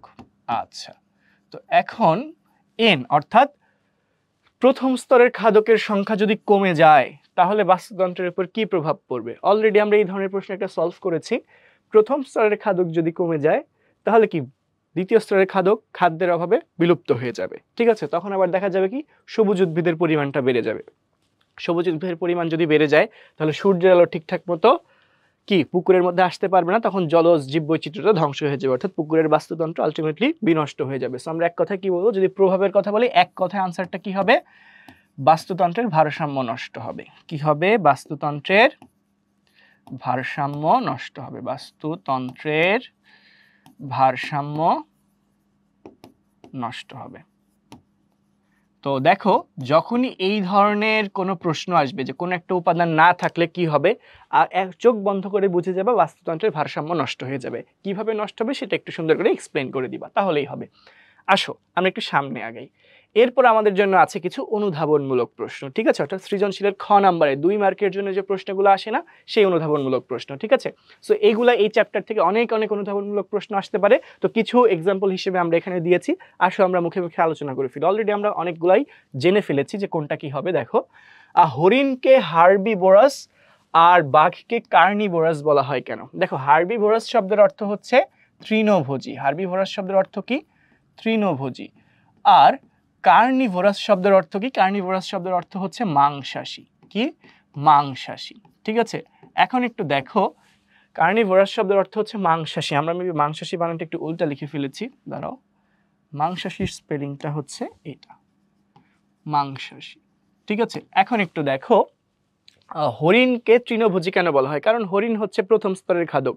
হরিণ সরাসরি সবুজ উদ্ভিদকে খাদ্য হিসেবে গ্রহণ করে, তো এর জন্য হরিণকে বলা হচ্ছে কি প্রথম স্তরের খাদক বা তৃণভোজী। আবার হরিণকে খাদ্য হিসেবে গ্রহণ করে কে, বাঘ। অর্থাৎ বাঘ হচ্ছে কি মাংস, অর্থাৎ সরাসরি তো বাঘ তো নিজের খাদ্য নিজে তৈরি করতে পারতেছে না, ও হচ্ছে আবার সবুজ উদ্ভিদকেও খাচ্ছে না, উৎপাদককেও খাচ্ছে না। সো কাজেই বাঘ কি হবে না, তৃণভোজী হবে না। বাঘ যেহেতু হরিণকে খায়, সো বাঘকে আমরা কি বলবো, মাংসাশী প্রাণী বলবো। আচ্ছা, এরপর কি বলবো, তাহলে এটা আমাদের হয়ে গেল। এরপর দেখো কি বলেছে, নোডিউল তৈরি। নোডিউল তৈরি কি ধরনের আন্তঃক্রিয়া, ব্যাকটেরিয়া ও শিম জাতীয় উদ্ভিদের মধ্যে সম্পর্ক ব্যাখ্যা করো। যে কোনোভাবে প্রশ্নটা আসতে পারে। তো আমরা জানি নোডিউল তৈরি হয় কাদের ক্ষেত্রে? ব্যাকটেরিয়া এবং শিম জাতীয় উদ্ভিদের মধ্যে। তো এদের মধ্যে যে নোডিউল তৈরি সেটা আমরা অলরেডি পড়ে আসছি, এটা কিন্তু মিউচুয়ালিজমের উদাহরণ ছিল। কারণ নোডিউল তৈরির ফলে কি হচ্ছে, শিম জাতীয় উদ্ভিদের উপকারটা হচ্ছে তারা বায়বীয় নাইট্রোজেনের সরবরাহ পাচ্ছে, আর ব্যাকটেরিয়ার উপকারটা কি হচ্ছে, ব্যাকটেরিয়া হচ্ছে শিম জাতীয় উদ্ভিদের দেহ থেকে খাদ্য গ্রহণ করতে পারছে। ঠিক আছে, আচ্ছা, তো এটা আমরা একটু ব্যাখ্যা করে দিব অল্প কথায়। মানুষকে হেটেরোট্রফিক বলা হয় কেন, বা অথবা আসতে পারে হরিণকে পরভোজী বলা হয় কেন। দেখো আমরা কিন্তু অলরেডি জানি হেটেরোট্রফিক শব্দের অর্থই হচ্ছে পরভোজী, অর্থাৎ মানুষকে পরভোজী বা হেটেরোট্রফিক কেন বলা হয়, আবার হরিণকে পরভোজী বা হেটেরোট্রফিক কেন বলা হয়, প্রশ্ন যেটাই থাকুক না কেন আনসার কিন্তু সেমই হবে। কেন সেম হবে বলো তো? দেখো আনসার সেমটা কেন হবে, কিভাবে হবে একটু বুঝাই বলি। দেখো, মানুষ নিজের খাদ্য নিজে তৈরি করতে পারে, হরিণ নিজের খাদ্য নিজে তৈরি করতে পারে? পারে না। যারা নিজের খাদ্য নিজে তৈরি করতে পারে তাদেরকে আমরা বলি স্বভোজী বা অটোট্রফিক, যেমন সবুজ উদ্ভিদ, অর্থাৎ বাস্তুতন্ত্রের যারা উৎপাদক রয়েছে তারা নিজের খাদ্য নিজেরাই তৈরি করতে পারে, তাদেরকে আমরা কি বলছি? স্বভোজী বা অটোট্রফিক। বাট যারা নিজের খাদ্য নিজেরা তৈরি করতে পারে না, খাদ্যের জন্য অন্য জীবের ওপর নির্ভরশীল, সেটা হতে পারে উৎপাদক বা হতে পারে অন্য কোনো স্তরের খাদকের ওপর নির্ভরশীল, তাদেরকে আমরা কি বলছি? পরভোজী প্রাণী বা হেটেরোট্রফিক। তো যেহেতু হরিণ হচ্ছে খাদ্যের জন্য উৎপাদকের উপর নির্ভরশীল, কাজে হরিণ পরভোজী বা হেটেরোট্রফিক। আবার মানুষ যেহেতু খাদ্যের জন্য অন্য উৎপাদক বা হচ্ছে অন্য শ্রেণীর খাদকের উপর নির্ভরশীল, তাই মানুষকে আমরা কি বলছি? হেটেরোট্রফিক বা পরভোজী। তো যেটাই আসুক এভাবে ব্যাখ্যা করে দিতে হবে। এরপর চলে আসুক কি বলেছে, উৎপাদককে কেন শক্তি পিরামিডের ভূমিতে রাখা হয়, ব্যাখ্যা করো। আমরা অলরেডি একটু আগে একটা শক্তি পিরামিড দেখেছিলাম না? দেখো, এটা হচ্ছে একটা শক্তি পিরামিড ছিল। এটা কি ছিল? একটা শক্তি পিরামিড ছিল। ঠিক আছে, এটা হচ্ছে একটা শক্তি পিরামিড ছিল। তো এই শক্তি পিরামিডের একদম নিচে ভূমিতে আমরা কাকে রেখেছিলাম? উৎপাদককে রেখেছিলাম, কারণ উৎপাদকে শক্তির পরিমাণটা সবচেয়ে বেশি। এরপর আস্তে আস্তে যত ট্রফিক লেভেল বাড়তে থাকবে শক্তির পরিমাণ তত কমতে থাকবে, এই জন্য কম শক্তির ট্রফিক লেভেলগুলোকে আমরা উপরের দিকে রাখি, তাই না? তো এখন দেখো প্রশ্নে বলল উৎপাদককে কেন শক্তির পিরামিডের ভূমিতে রাখা হয়, তাহলে সহজ কথা যে উৎপাদকের শক্তির পরিমাণ সবচেয়ে বেশি হয়, উৎপাদককে পিরামিডের ভূমিতে রাখা হয়। এরপর একটু ব্যাখ্যা করে দিতে হবে যে বাস্তুতন্ত্রের খাদ্য শৃঙ্খলে উৎপাদকের শক্তির পরিমাণ সবচেয়ে বেশি, এরপর উৎপাদক থেকে যত পরবর্তী ট্রফিক লেভেলে খাদ্য শক্তি স্থানান্তরিত হয় শক্তির পরিমাণ তত বেশি কমতে থাকে। তো যেহেতু শক্তির পরিমাণ কমতে থাকে আর উৎপাদকের শক্তির পরিমাণ সবচেয়ে বেশি, তাই উৎপাদককে ভূমিতে রেখে এরপর স্টেপ বাই স্টেপ অন্যান্য ট্রফিক লেভেলকে স্থান দিয়ে শক্তি পিরামিড তৈরি করা হয়। এভাবে বললেই দেখবা আনসারটা সুন্দর গোছানো হয়ে গিয়েছে। এরপর চলে আসো অ্যান্টিবায়োসিস বলতে কি বোঝায়। দেখো আমরা অলরেডি বলেছিলাম অ্যান্টিবায়োসিস এটা কিন্তু একটা ঋণাত্মক আন্তঃক্রিয়া ছিল। কি ছিল? একটা জীব কর্তৃক সৃষ্ট বা নিঃসৃত পদার্থের কারণে যদি অপর একটি জীবের স্বাভাবিক বৃদ্ধি ও বিকাশ সম্পূর্ণ বা আংশিকভাবে বাধাগ্রস্ত হলে অথবা ওই জীবের মৃত্যু ঘটলে এই ঘটনাটাকে আমরা কি বলি? অ্যান্টিবায়োসিস বলি। যেমন বিজ্ঞানী আলেকজান্ডার ফ্লেমিং, ঠিক আছে, তিনি পেনিসিলিন আবিষ্কার করেছেন। তো তিনি কিভাবে পেনিসিলিন আবিষ্কার করেছেন? ঘটনাটা এরকম ছিল যে একটি কালচার মিডিয়ামে তিনি পেনিসিলিয়াম ছত্রাক এবং কিছু ব্যাকটেরিয়া রেখেছিলেন। তো এই পেনিসিলিয়াম ছত্রাক কর্তৃক নিঃসৃত পদার্থের কারণে ওই ব্যাকটেরিয়াগুলো ধ্বংস হয়ে গিয়েছিল। এভাবেই এই ব্যাকটেরিয়ানাশক তথা অ্যান্টিবায়োটিকের সন্ধান কিন্তু তিনি পেয়েছিলেন। তো এইটাই হচ্ছে একটা অ্যান্টিবায়োসিসের উদাহরণ, যে পেনিসিলিয়াম ছত্রাক কর্তৃক নিঃসৃত পদার্থ ব্যাকটেরিয়া নাশক হিসেবে কাজ করেছে, অর্থাৎ ব্যাকটেরিয়াকে মেরে ফেলেছে, অর্থাৎ এক জীব কর্তৃক নিঃসৃত পদার্থ অপর জীবের মৃত্যুর জন্য দায়ী। এর জন্য এটাকে আমরা কি বলছি? অ্যান্টিবায়োসিস বলছি। এভাবে একটা এক্সাম্পল দিয়ে আমরা ব্যাখ্যা করে দিতে পারি, সংজ্ঞা সঙ্গে এক্সাম্পল। এরপর আসো মিউচুয়ালিজম। এটা আমরা বারবার অলরেডি প্রশ্ন সলভ করেছি, জানি মিউচুয়ালিজম এক ধরনের ধনাত্মক আন্তঃক্রিয়া, অর্থাৎ যে ধরনের সহাবস্থানে সংশ্লিষ্ট দুটি জীবের উভয়টি পরস্পরের দ্বারা উপকৃত হয় সেটাকে আমরা মিউচুয়ালিজম বলি। এখানে উদাহরণ হিসেবে আমরা বলতে পারি রাইজোবিয়াম ব্যাকটেরিয়া এবং শিম জাতীয় উদ্ভিদ একত্রে যে নোডিউল তৈরি করে সেটা, এবং আবার আমরা হচ্ছে যে মৌমাছি যে ফুল থেকে মধু আহরণ করে সেটার উদাহরণও কিন্তু দিতে পারি। এরপর চলে আসো পরজীবী খাদ্য শৃঙ্খলকে অসম্পূর্ণ খাদ্য শৃঙ্খল বলা হয় কেন। দেখো পরজীবী খাদ্য শৃঙ্খলের কিছু টাইপ আমরা কিন্তু পড়েছিলাম। কি কি ছিল? শিকারজীবী খাদ্য শৃঙ্খল, পরজীবী খাদ্য শৃঙ্খল, মৃতজীবী খাদ্য শৃঙ্খল, তাই না? তো এক্সাম্পল হিসেবে যদি বলি শিকারজীবী খাদ্য শৃঙ্খল কোনটা ছিল? যেমন এই যে ঘাস বা উৎপাদককে খাদ্য হিসেবে গ্রহণ করে হরিণকে শিকার করে ফেলে ব্যাঘ, এটা কিসের এক্সাম্পল? একটা শিকারজীবী খাদ্য শৃঙ্খলের এক্সাম্পল। আবার যদি আমরা দেখি পরজীবী খাদ্য শৃঙ্খল, যেমন হচ্ছে মানুষ। মানুষের দেহে কি মানুষের থেকে রক্ত সংগ্রহ করে খায় কে? মশা। আবার মশার মধ্যে গ্রো করে কে? ধরো হচ্ছে ডেঙ্গুর ভাইরাস, ঠিক আছে, মানে ফ্লাভি ভাইরাস বলি আমরা, ডেঙ্গুর ভাইরাসগুলো গ্রো করতেছে। তার মানে এটা হচ্ছে একটা পরজীবী খাদ্য শৃঙ্খল, ঠিক আছে। এখন দেখো, পরজীবী খাদ্য শৃঙ্খল কিন্তু উৎপাদক দিয়ে শুরু হয় নাই, ঠিক আছে। পরজীবী খাদ্য শৃঙ্খল কি থেকে স্টার্ট হয় নাই? উৎপাদক থেকে স্টার্ট হয় নাই। পরজীবী খাদ্য শৃঙ্খল কিন্তু মানুষ, অর্থাৎ একটা খাদক দিয়ে স্টার্ট হয়েছে, ঠিক আছে। সো এটা একটু মাথায় রাখতে হবে। তো পরজীবী খাদ্য শৃঙ্খলের সংজ্ঞাটা দিয়ে একটা এক্সাম্পল আমরা দেখাই দিতে পারি। তো কেন এটাকে অসম্পূর্ণ খাদ্য শৃঙ্খল বলা হয়? কারণ পরজীবী খাদ্য শৃঙ্খল উৎপাদক দ্বারা শুরু হয় না। যেহেতু এটা কোনো উৎপাদক দ্বারা শুরু হয় না, এর জন্য এটাকে আমরা অসম্পূর্ণ খাদ্য শৃঙ্খল বলছি। আরেকটার কথা বলে জানিয়ে রাখলাম, মৃতজীবী খাদ্য শৃঙ্খল। মৃতজীবী খাদ্য শৃঙ্খল হচ্ছে সেই খাদ্য শৃঙ্খল যেটা হচ্ছে কোনো একটা মৃতদেহ থেকে স্টার্ট হবে। মৃতদেহ থেকে স্টার্ট হয়ে খাদ্য শৃঙ্খলটা কি বিভিন্ন স্তরে বিস্তৃতি লাভ করবে, সেটাকে আমরা কি বলছি? খাদ্য শক্তি বিভিন্ন স্তরে বিস্তৃতি লাভ করবে, এটাকে আমরা বলছি মৃতজীবী খাদ্য শৃঙ্খল। যেমন মৃত জীব দেহ থেকে হচ্ছে খাদ্য গ্রহণ করবে কোন একটা পরজীবী বা মৃতজীবী, তারপর সেই মৃতজীবী থেকে আবার পরবর্তীতে অন্যান্য স্তরে শক্তি বিন্যস্ত হবে, সেটাকে আমরা বলছি মৃতজীবী খাদ্য শৃঙ্খল। আচ্ছা, একবারে বলে ফেললাম। এখন দেখো, খাদ্য শিকল বড় হলে শক্তির অপচয় বেশি হয় কেন? অলরেডি আমরা পড়ে ফেলেছি যে খাদ্য শৃঙ্খল যত বড় হবে তাতে ট্রফিক লেভেলের সংখ্যা তত বাড়বে, আর ট্রফিক লেভেল যত বড় হবে তাতে শক্তির অপচয় তত বেশি হবে। কেন হবে? কারণ এক ট্রফিক লেভেল থেকে পরবর্তী ট্রফিক লেভেলে যখন খাদ্য শক্তির স্থানান্তর ঘটে, তখন প্রত্যেক ধাপে প্রায় 90%, 90% শক্তির কিন্তু অপচয় ঘটে। অর্থাৎ ওই জীবের, সংশ্লিষ্ট জীবের স্বাভাবিক জৈব রাসায়নিক ক্রিয়া বিক্রিয়া, অর্থাৎ বিপাক ক্রিয়া, শ্বাস প্রশ্বাস ইত্যাদি কাজের জন্য কিন্তু শক্তি, তাপ এবং অন্যান্য রূপে ব্যয় হয়ে যায়, ঠিক আছে। আচ্ছা, এই ছিল আমাদের কিছু অনুধাবনমূলক প্রশ্ন। এখন আসলে আমরা কিছু জ্ঞানমূলক প্রশ্ন দেখে নিই, ঠিক আছে। লাইকেন কি? লাইকেন কি? লাইকেন কি শৈবাল এবং ছত্রাক একসাথে সহাবস্থান করে একটা উদ্ভিদ, মানে একটা গঠন তৈরি করে, সেটাকে আমরা বলছি হচ্ছে লাইকেন। শৈবাল এবং ছত্রাকের যে মিউচুয়ালিজম বা সহাবস্থান, ধনাত্মক আন্তঃক্রিয়া, সেটাকে আমরা কি বলছি? একত্রে যে গঠনটা তৈরি হয় সেটাকেই বলছি লাইকেন। এরপর চলে আসো মিউচুয়ালিজম কি? মিউচুয়ালিজম কি? দুটি জীব যখন পরস্পরের দ্বারা উপকৃত হয়, তখন এই ধরনের সহাবস্থানকে আমরা কি বলছি? মিউচুয়ালিজম বলছি। এরপর চলে আসো সিম্বায়োসিস কাকে বলে? এই যে প্রকৃতিতে বা বাস্তুতন্ত্রে বা পরিবেশে বিরাজমান বিভিন্ন উদ্ভিদ এবং প্রাণী, অর্থাৎ জীবসমূহের মধ্যে যে সম্পর্ক বা ইন্টারাকশন, এটাকেই আমরা বলছি সিম্বায়োসিস বা সহাবস্থান। এরপর চলে আসো সিম্বায়োসিসের আরেকটা নাম কিন্তু সহাবস্থান। এরপর চলে আসো খাদ্যজাল কি?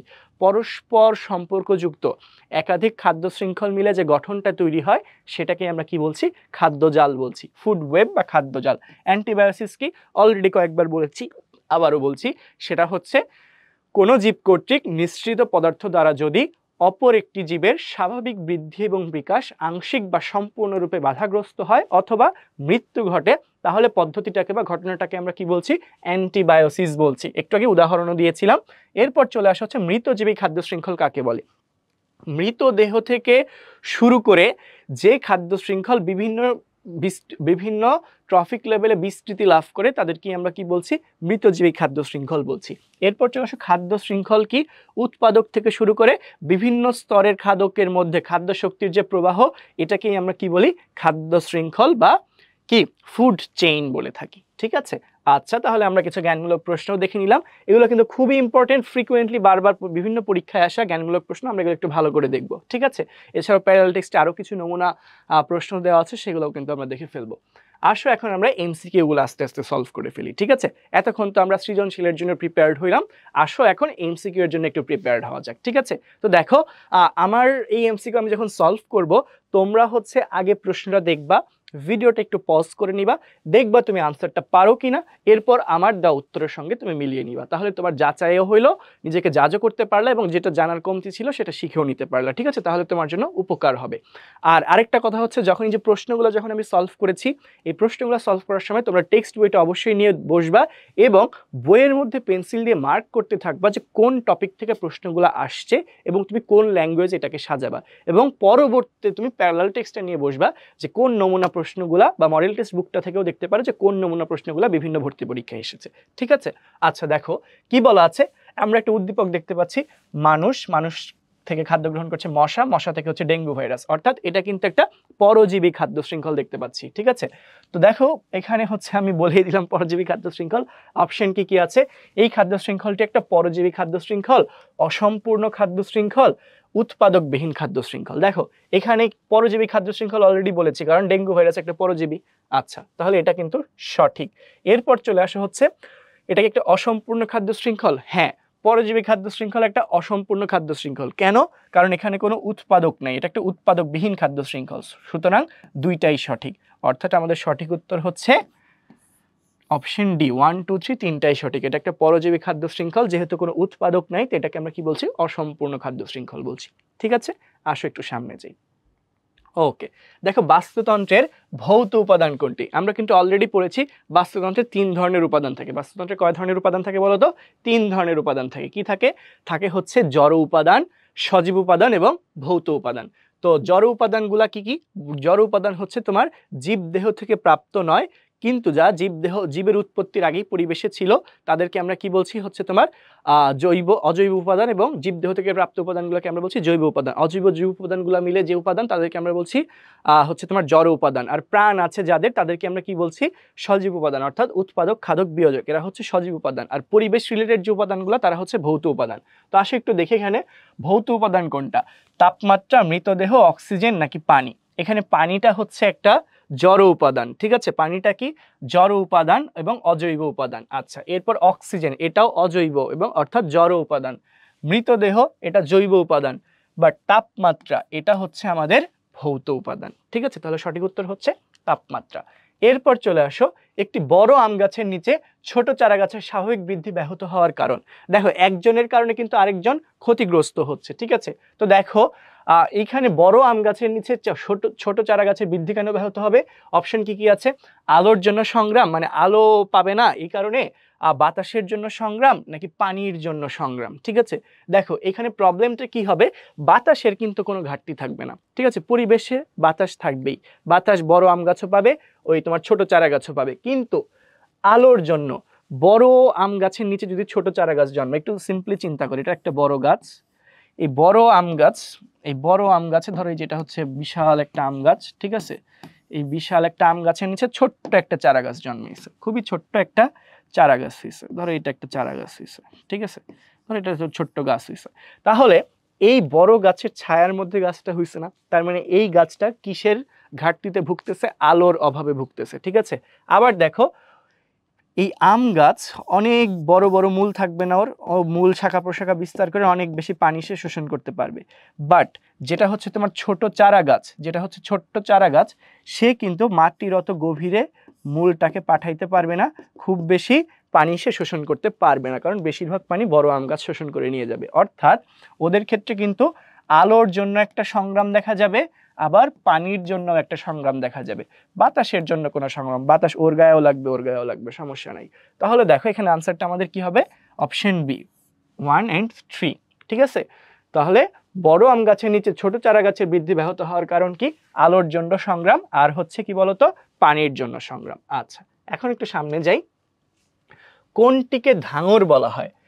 ধাঙর বলতে আমরা আসলে কি বুঝি? স্ক্যাভেঞ্জার বা ধাঙর। ঠিক আছে, যারা হচ্ছে প্রাকৃতিক পরিষ্কারক হিসেবে কাজ করে, অর্থাৎ মৃত জীবদেহ থেকে বা পচা বা মৃত বর্জ্য থেকে খাদ্য গ্রহণ করে, তাদেরকে আমরা কি বলি? আবর্জনা ভুক বা ধাঙর। কি বলি? আবর্জনা ভুক বা স্ক্যাভেঞ্জার বা ধাঙর। কি বলছি? আবর্জনা ভুক, মানে আবর্জনা খায় যারা, আবর্জনা ভুক, বা অনেকে এটাকে কি বলে থাকে? স্ক্যাভেঞ্জার, ইংরেজিতে আমরা বলি স্ক্যাভেঞ্জার। ঠিক আছে, আবর্জনা ভুক বা স্ক্যাভেঞ্জার, সেটাকে আমরা কি বলছি? ধাঙর বলছি। কারা কারা আছে অপশনে দেখো? এরা হচ্ছে তোমার হায়না। অপশনে কি কি আছে? হায়না, বানর, খরগোশ, হরিণ। ঠিক আছে, তো কারা স্ক্যাভেঞ্জার বা ধাঙর? এটা হচ্ছে তোমার হায়না, শকুন। ঠিক আছে, এগুলো হচ্ছে স্ক্যাভেঞ্জার বা ধাঙর। তাহলে এখানে আনসারটা কি হবে? হায়না হবে। ঠিক আছে, এখানে বানর, খরগোশ, হরিণ তৃণভোজী, খরগোশ তৃণভোজী, বানর হচ্ছে তোমার তৃণভোজী এবং একই সঙ্গে মাংসাশী। ঠিক আছে, তো এরা হচ্ছে, বানর তো দ্বিতীয় স্তরের খাদ্য, কখনো কখনো তৃতীয় স্তরের খাদ্য হিসেবে কাজ করে, কিন্তু হায়না হচ্ছে মাংসাশী হলেও এরা কিন্তু মৃত জীবদেহ থেকে খাদ্য গ্রহণ করছে, কাজেই হায়না কি হবে? ধাঙর হবে, অর্থাৎ মৃতজীবী হবে। এরপর চলে আসো পরের প্রশ্নে। কোনটিতে শক্তির অপচয় কম? আমরা অলরেডি জানি শক্তির অপচয় কখন কম হবে? ট্রফিক লেভেল কম হলে। কি হবে? ট্রফিক লেভেল যদি কম থাকে, ট্রফিক লেভেল কম থাকলে, ট্রফিক লেভেল কম থাকলে, ট্রফিক লেভেল কম হলে শক্তির অপচয় কম হবে। তো দেখি ট্রফিক লেভেল কম কোথায়, দেখো তো এইখানে অনেক বড় বড় সবচেয়ে কম ট্রফিক লেভেল এইটাতে, ঠিক আছে, সবুজ উদ্ভিদ থেকে শামুক। তাহলে সঠিক উত্তর হচ্ছে এইটা, এখানে ট্রফিক লেভেল কম, কাজেই শক্তির অপচয়ও কম। এরপর চলে আসে একটু সামনে আগাই, দেখো একটা প্রশ্ন দেওয়া আছে যে প্রথম ট্রফিক লেভেলে 1000 কিলো ক্যালোরি শক্তি থাকে, দ্বিতীয় ট্রফিক লেভেলে কত কিলো ক্যালোরি শক্তি থাকবে? ঠিক আছে, আমরা অলরেডি জানি এক ট্রফিক লেভেল থেকে যখন পরবর্তী ট্রফিক লেভেলে খাদ্য শক্তির স্থানান্তর ঘটে তখন কিন্তু প্রায় 90% শক্তির অপচয় ঘটে, মাত্র 10% শক্তি কিন্তু এক ট্রফিক লেভেল থেকে পরবর্তী ট্রফিক লেভেলে যায়। ঠিক আছে, তো এখন দেখো প্রথম ট্রফিক লেভেলে শক্তি আছে 1000 কিলো ক্যালোরি, তাহলে পরবর্তী ট্রফিক লেভেলে কত পার্সেন্ট শক্তি যাবে? 10% যাবে। অর্থাৎ প্রথম ট্রফিক লেভেলে যদি থাকে 1000 কিলো ক্যালোরি, কি থাকে 1000 কিলো ক্যালোরি, তাহলে দ্বিতীয় ট্রফিক লেভেলে শক্তি যাবে কতটুকু?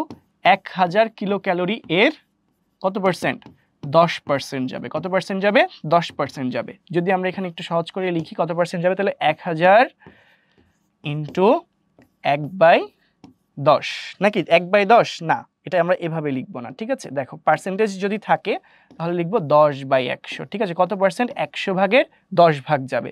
তো 100 ভাগের 10 ভাগ মানে কি বলতো? 100 আমরা যদি কাটাকাটি করে ফেলি, যদি অন্য কালার দিয়ে দেখাই, কাটাকাটি করলে হচ্ছে এখানে 100 কাটলে 2টা 0 বাদ, তাহলে 10 10-এ কত হবে? কত পার্সেন্ট? 100 kilo calorie. বা দিয়ে আমরা লিখতে পারি তাহলে কতটুকু? আনসার হবে 100 কিলো ক্যালোরি। ঠিক আছে, তো মেইন কথা হচ্ছে কত পার্সেন্ট যাবে? 10%। এটাই হচ্ছে আমাদের মেইন হ্যাক। প্রত্যেক টপিক লেভেলে কত পার্সেন্ট করে যাবে? মাত্র 10% করে শক্তির স্থানান্তর ঘটবে। তাহলে প্রথম টপিক লেভেলে যদি 1000 কিলো ক্যালোরি থাকে, পরবর্তী টপিক লেভেলে কত পার্সেন্ট? 1000-এর 10%। তো এটাই আমরা লিখেছি, 1000-এর 10% কত হয়? 100 কিলো ক্যালোরি হয়। তাহলে দেখো আনসারটা কি হবে? 100 কিলো ক্যালোরি। ঠিক আছে, এখন একটু সামনে আগাই, কি বলেছে দেখো, নিচের উদ্দীপকের আলোকে পরবর্তী প্রশ্নের উত্তর দাও। কি বলেছে? এক্স তৈরিতে সাহায্য করে কোনটি? আমরা যদি এই উদ্দীপকের ছবিটা দেখি, দেখো এটা হচ্ছে শিকড়, মূল দেখা যাচ্ছে। কার মূল? আর হচ্ছে কিছু গুটি, মূলের মধ্যে গুটি গুটি অংশ দেখা যাচ্ছে, দেখতে পাচ্ছ? মূলের মধ্যে গুটি গুটি অংশ, এই গুটিগুলা কি বলতো? নোডিউল। এই গুটি এক্স, এটা কি? নোডিউল। এটাই কি ছিল? নোডিউল। ওই যে শিম জাতীয় উদ্ভিদের মূলে যে নোডিউল হয়, অর্থাৎ রাইজোবিয়াম ব্যাকটেরিয়া শিম জাতীয় উদ্ভিদের মূলে যে সহাবস্থান থাকে সেটাকে বুঝিয়েছে। তো এক্স তৈরিতে, অর্থাৎ নোডিউল তৈরিতে, এই নোডিউলটা তৈরিতে, এক্সটা কি বলেছিলাম? নোডিউল। এই নোডিউল তৈরিতে সাহায্য করে কোনটি? কোন ব্যাকটেরিয়া? Rhizobium bacteria. এটা কিন্তু আমরা অলরেডি জানি, কোন ব্যাকটেরিয়া?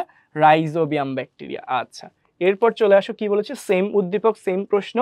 চিত্রে কোন ধরনের আন্তঃক্রিয়া? এটা আমরা অলরেডি সৃজনশীলে কয়েকবার সমাধান করেছি। এটা হচ্ছে ধনাত্মক আন্তঃক্রিয়া, যেখানে দুইজনই উপকৃত হচ্ছে, কাজেই কি বলবো? মিউচুয়ালিজম। কি বলবো?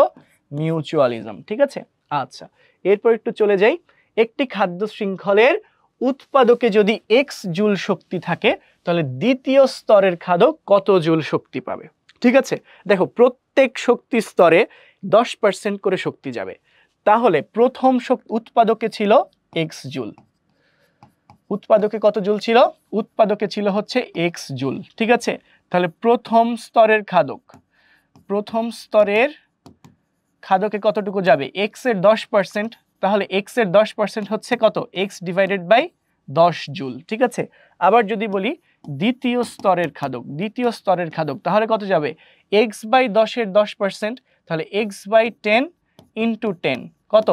X by 100। ঠিক আছে, আমরা এখানে স্মলার এক্স লিখে ফেলছি, এটা ক্যাপিটাল এক্স হবে। ঠিক আছে, আমরা যদি ক্যাপিটাল এক্স এর প্রশ্নে আছে, সো আমরা এখানে ক্যাপিটাল এক্স এই লিখি। তাহলে এক্স বাই 100 জুল। দ্বিতীয় স্তরের খাদ্য চেয়েছে না, দ্বিতীয় স্তরের খাদকে শক্তি পাবে কতটুকু? X by 100 joule. তো অপশনে কি আছে? যে option B, x by 100 joule. ঠিক আছে, কারণ প্রত্যেকটা শক্তি স্তরে কত পার্সেন্ট করে যাবে? 10% করে শক্তি যাবে। ঠিক আছে, আচ্ছা এরপর চলে আসো, উকুন এবং মানুষের মধ্যে কোন ধরনের আন্তঃক্রিয়া? উকুন আমাদের শরীরে বসবাস করে, মানে মাথায় বসবাস করে এবং আমাদের দেহ থেকে খাদ্য শোষণ করে নেয়, রক্ত শোষণ করে নিচ্ছে। তার মানে কি এতে আমাদের কি কোনো উপকার হচ্ছে? আমাদের কিন্তু উপকার হচ্ছে না, বরং লস হচ্ছে, সে রক্ত নিয়ে যাচ্ছে। বাট উকুন তো নিজে উপকার পাচ্ছে, তার মানে এখানে আমার ক্ষতি হচ্ছে, উকুনের উপকার হচ্ছে। যেহেতু আমার ক্ষতি হচ্ছে, তার মানে এটা ঋণাত্মক আন্তঃক্রিয়া। এখানে উকুনের সাথে আমি কোনো প্রতিযোগিতা করতেছি না, উকুনের নিঃসৃত পদার্থে আমি মারা যাচ্ছি, কিছুই হচ্ছে না। তার মানে এটা অ্যান্টিবায়োসিসও না, প্রতিযোগিতাও না। তাহলে এটা কোন ধরনের ঋণাত্মক আন্তঃক্রিয়া? এটা হবে হচ্ছে তোমার শোষণ। দেখি অপশনে কি আছে, এই যে শোষণ। দেখো অ্যান্টিবায়োসিসে তো আমার ক্ষতি হওয়ার মানে ধরো উকুন কর্তৃক নিঃসৃত পদার্থে আমার কোনো না কোনো ক্ষতি হওয়ার কথা ছিল, সেটা কিন্তু হচ্ছে না। কমেন্সেলিজমে হচ্ছে যে কোনো একজনের উপকার হওয়ার কথা ছিল, আরেকজনের ক্ষতি হওয়া যাবে না, কিন্তু এক্ষেত্রে তো আমার ক্ষতি হচ্ছে। আর মিউচুয়ালিজমে দুইজনের উপকার হওয়ার কথা ছিল, এখানে আমার কোনোই উপকার হচ্ছে না, তার মানে এই তিনটা হবে না, হবে কি শোষণ। আচ্ছা সামনে চলে যাই। সরিষা ফুলে মৌমাছি বসলে কি হয়? ওই যে ফুলে ফুলে যদি মৌমাছি যায় তাহলে কি হয়? মৌমাছি মধু পায় আর ফুলের পরাগায়ন হয়, তাহলে ফুল উপকৃত হয় আর মৌমাছি উপকৃত হয় মধু পেয়ে, আর ফুল উপকৃত হয় পরাগায়নের মাধ্যমে। তো দেখো কি বলছে, সরিষা উদ্ভিদ ক্ষতিগ্রস্ত হয় না, মৌমাছি সরিষা ফুলে বসলে গাছের কোনোই লস নেই। ঠিক আছে, কাজে এটা সঠিক না। ঠিক আছে, এটা সঠিক না। এখন বাকি থাকলো দুইটা। মৌমাছি উপকৃত হয়, হ্যাঁ অবশ্যই উপকৃত হয়। মৌমাছি উপকৃত হয় কেন? মধু পায়। আর সরিষা ক্ষেতের মালিক লাভবান হয়, হ্যাঁ সরিষা ফুলের লাভ হওয়া মানে তো আলটিমেটলি ক্ষেতের মালিকেরও লাভ হওয়া, কারণ সরিষা ফুলে যদি মৌমাছি বসে তাহলে সরিষা ফুলের পরাগায়ন হবে, আর যত বেশি পরাগায়ন তত বেশি সরিষা উৎপাদিত হবে। ঠিক আছে, আর সরিষাই তো সরিষা ফুলের মালিকের যে বাগান মানে সরিষা ফুলের যে মালিক তার তো সরিষাই দরকার, সো আলটিমেটলি মালিকও কিন্তু উপকৃত হচ্ছে। তার মানে সঠিক উত্তর হচ্ছে 2 আর 3, অপশন সি। ঠিক আছে, আচ্ছা এরপর একটু সামনে চলে যাই। কি আছে দেখো, পুকুরের বাস্তুতন্ত্রে ব্যাঙ কোন স্তরের অন্তর্ভুক্ত? পুকুরের বাস্তুতন্ত্রে ব্যাঙ কোন স্তরে থাকে? দেখো পুকুরের বাস্তুতন্ত্রে থাকে হচ্ছে ভাসমান সবুজ উদ্ভিদ উৎপাদক, তাই না? ভাসমান সবুজ উদ্ভিদকে আমরা বলি উৎপাদক। উৎপাদককে খাদ্য হিসেবে গ্রহণ করে কে? অতি ক্ষুদ্র প্রাণী, যাদেরকে আমরা কি বলি? জুপ্লাঙ্কটন। উৎপাদক যদি হয় ফাইটোপ্লাঙ্কটন বা ভাসমান সবুজ উদ্ভিদ। আর প্রথম শ্রেণীর খাদক বা প্রথম স্তরের খাদক কারা হয়? প্রথম স্তরের খাদক হয় হচ্ছে ছোট ছোট ক্ষুদ্র প্রাণী, যাদেরকে আমরা কি বলছি, মানে অতি ক্ষুদ্র বা ছোট্ট প্রাণী, যাদেরকে আমরা কি বলি? জুপ্লাঙ্কটন বলি। এটা প্রথম শ্রেণীর খাদক। আর এই জুপ্লাঙ্কটনকে খাদ্য হিসেবে গ্রহণ করে কারা? ব্যাঙ বা ছোট ছোট মাছ তারা। ঠিক আছে, তার মানে ব্যাঙটা কি প্রথম শ্রেণীর খাদকদেরকে খাদ্য হিসেবে গ্রহণ করতেছে। তার মানে ব্যাঙ কি হবে? দ্বিতীয় শ্রেণীর খাদক। ব্যাঙ কি হবে? দ্বিতীয় শ্রেণীর খাদক। ঠিক আছে, যদি আমরা বলি যে উৎপাদক মানে জুপ্লাঙ্কটন না,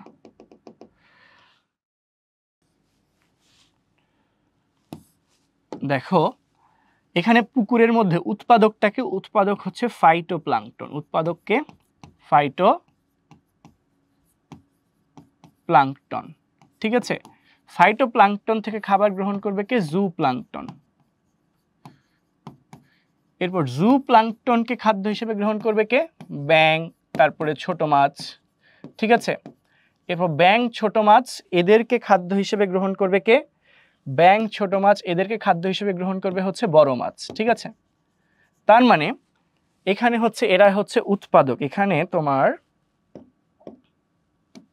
এখানে ফাইটোপ্লাঙ্কটন হচ্ছে উৎপাদক আর বাকি সবাই তো খাদক। বাকি সবাই কি?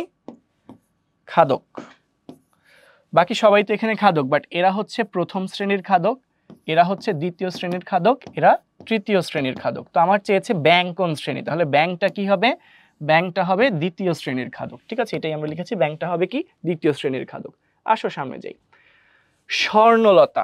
স্বর্ণলতা চোষক অঙ্গের মাধ্যমে, চোষক অঙ্গটার নাম হচ্ছে হস্টোরিয়াম। জানো তো কোন চোষক অঙ্গ? নামটা হচ্ছে হস্টোরিয়াম। এই হস্টোরিয়াম নামক চোষক অঙ্গের মাধ্যমে আশ্রয়জাত উদ্ভিদ থেকে খাদ্য সংগ্রহ করে। এটি কোন ধরনের আন্তঃক্রিয়া? এটি অবশ্যই ঋণাত্মক আন্তঃক্রিয়া। ঠিক আছে, আশ্রয়জাত উদ্ভিদ কষ্ট করে সালোক সংশ্লেষণ প্রক্রিয়ায় খাদ্য প্রস্তুত করবে, অথচ সে কোনো উপকার না পেয়েই স্বর্ণলতা থেকে কি পেয়ে যাবে? স্বর্ণলতা সেই আশ্রয়জাত উদ্ভিদ থেকে খাবার পেয়ে যাবে। ঠিক আছে, তার মানে কি আশ্রয়জাত উদ্ভিদের খাদ্যকে সে শোষণ করে নিচ্ছে না, আশ্রয়জাত উদ্ভিদের খাদ্যে ঘাটতি দেখা দিবে না, তো এই জন্য আশ্রয়জাত উদ্ভিদ শোষণের শিকার হচ্ছে। তার মানে এটা ঋণাত্মক আন্তঃক্রিয়া। ঋণাত্মক আন্তঃক্রিয়ার মধ্যে কোনটা? শোষণ। ঠিক আছে, কারণ এখানে এদের মধ্যে কোনো কম্পিটিশন নাই, স্বর্ণলতার নিঃসৃত পদার্থে পোষক উদ্ভিদ ক্ষতিগ্রস্তও হচ্ছে না, আবার দুইজন যে উপকৃত হচ্ছে ব্যাপারটা এরকমও না। তাহলে কি আনসারটা হবে কি? শোষণ, কারণ স্বর্ণলতা আশ্রয়জাত উদ্ভিদের দেহ থেকে খাবার শোষণ করে নিচ্ছে। ঠিক আছে, আচ্ছা এরপরে চলে যায় সামনে। একটি ব্যাঙের ওজন হচ্ছে 200 গ্রাম। সারা দিনে মানে একদিনে কি পরিমাণ পোকামাকড় খেতে পারে? কি পরিমাণ পোকামাকড় খেতে পারে? তার দৈহিক ওজনের সমপরিমাণ। এক ব্যাঙের দৈহিক ওজনের সমপরিমাণ পোকামাকড় খেতে পারে। দৈহিক ওজনের সমপরিমাণ, এটা কিন্তু আমাদের বইয়েই বলা আছে, তাই না? টেক্সট বইয়েই বলা আছে। ঠিক আছে, যে একটি ব্যাঙ সারাদিনে তার দৈহিক ওজনের সমপরিমাণ পোকামাকড় খেতে পারে। তাহলে দেওয়া আছে তার দৈহিক ওজন কত, 200 গ্রাম। তাহলে সারাদিনে পোকামাকড় খেতে পারবে কত গ্রাম, 200 গ্রামই খেতে পারবে। ঠিক আছে, যদি বলতো 2 দিনে কত গ্রাম খেতে পারবে, তাহলে 2 দিয়ে গুণ করে দিতাম। যদি বলতো 3 দিনে, তাহলে 3 দিয়ে গুণ করে দিতাম। বুঝতে পেরেছি? আচ্ছা, আসো একটু সামনে যাই। কোনটি শিকারজীবী খাদ্য শৃঙ্খল, অর্থাৎ এখানে শিকার করবে। দেখি তো, এটা তো মৃত জীব দিয়ে শুরু হয়েছে, তার মানে এটা মৃতজীবী খাদ্য শৃঙ্খল। এরপর হচ্ছে গোলপাতা, হরিণ, বাঘ। এখানে গোলপাতা এদেরকে খাচ্ছে হরিণ, তৃণভোজী, তৃণভোজীদেরকে শিকার করে খেয়ে ফেলছে বাঘ, তার মানে এটা হচ্ছে শিকারজীবী। আর শ্যাওলা, মাছ, চিল এটাও না। এরপর হচ্ছে এটা তো জলজ। এরপর হচ্ছে মরিচ গাছ, পাখি, হাঙর, এটা তো ইম্পসিবল। ঠিক আছে, মরিচ গাছকে পাখি খাবে, পাখিরে এসে হাঙর খেয়ে ফেলবে, এটা পসিবল, এটা অবাস্তব। তার মানে অপশন বি হচ্ছে শিকারজীবী খাদ্য শৃঙ্খল। এরপর দেখো কি বলেছে, নিচের কোন প্রাণীগুলো প্রকৃতির জঞ্জাল সাফ করতে গুরুত্বপূর্ণ ভূমিকা পালন করে? যারা প্রকৃতির জঞ্জাল সাফ করে তাদেরকে আমরা কি বলি, ধাঙর। একটু আগে আমরা সলভ করে এসেছি, স্ক্যাভেঞ্জার বা ধাঙর, এরা প্রকৃতির জঞ্জাল সাফ করবে। দেখো কাক, শালিক, পেঁচা না। এরপর দেখো কি শকুন, কাক, হায়না। হ্যাঁ, শকুন, কাক, হায়না এরা হচ্ছে তোমার কি স্ক্যাভেঞ্জার বা ধাঙর হিসেবে কাজ করে। বক, ময়না, কাক, শকুন, পেঁচা, মুরগি এরা হচ্ছে প্রকৃতির আবর্জনা ক্লিয়ার করে না, এইরা তিনজন হচ্ছে আবর্জনা ক্লিন করে ফেলে। আচ্ছা, এখন চলে আসি, একটি গাছের মধ্যে একটি পাখির বাসা, এটি কোন ধরনের আন্তঃক্রিয়া? দেখো গাছের মধ্যে যদি পাখি বাস করে, এখানে পাখির একটা উপকার হচ্ছে যে পাখি বাসস্থান পাচ্ছে, কিন্তু গাছের কি কোনো ক্ষতি হইতেছে? গাছের মধ্যে যদি পাখি বসবাস করে, গাছের কিন্তু কোনোই লস নাই। গাছের কি কোনো লাভ আছে? গাছের কোনো লাভও নাই। লাভটা কার? শুধুই পাখির। তার মানে দুইটা জীব একসঙ্গে আছে, এদের মধ্যে একজন উপকৃত হচ্ছে, আরেকজন উপকৃত না হলেও ক্ষতিগ্রস্ত কিন্তু হচ্ছে না। তার মানে এটা কি ধনাত্মক আন্তঃক্রিয়া, কিন্তু মিউচুয়ালিজম না। এটা কি কমেন্সেলিজম। এটা কি হবে? কমেন্সেলিজম। দেখো তাহলে অপশন বি হচ্ছে সঠিক উত্তর, এটা হচ্ছে কমেন্সেলিজম। এরপর চলে আসো, আরেকটা ইসের কথা বলেছে, একটি বড় আম গাছে কুমড়া গাছ জড়িয়ে আছে। আম গাছের উপরে বেয়ে বেয়ে কে উঠছে?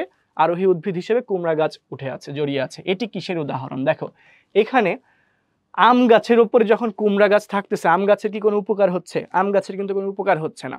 আম গাছের কি কোনো ক্ষতি হচ্ছে? আম গাছের কোনো ক্ষতিও হচ্ছে না, কারণ কুমড়া গাছ নিজেই সালোক সংশ্লেষণ প্রক্রিয়ায় খাদ্য প্রস্তুত করতে পারে, আম গাছ থেকে সে খাদ্য গ্রহণ করে না। কিন্তু কুমড়া গাছের উপকার হচ্ছে। কুমড়া গাছের উপকারটা কি হচ্ছে?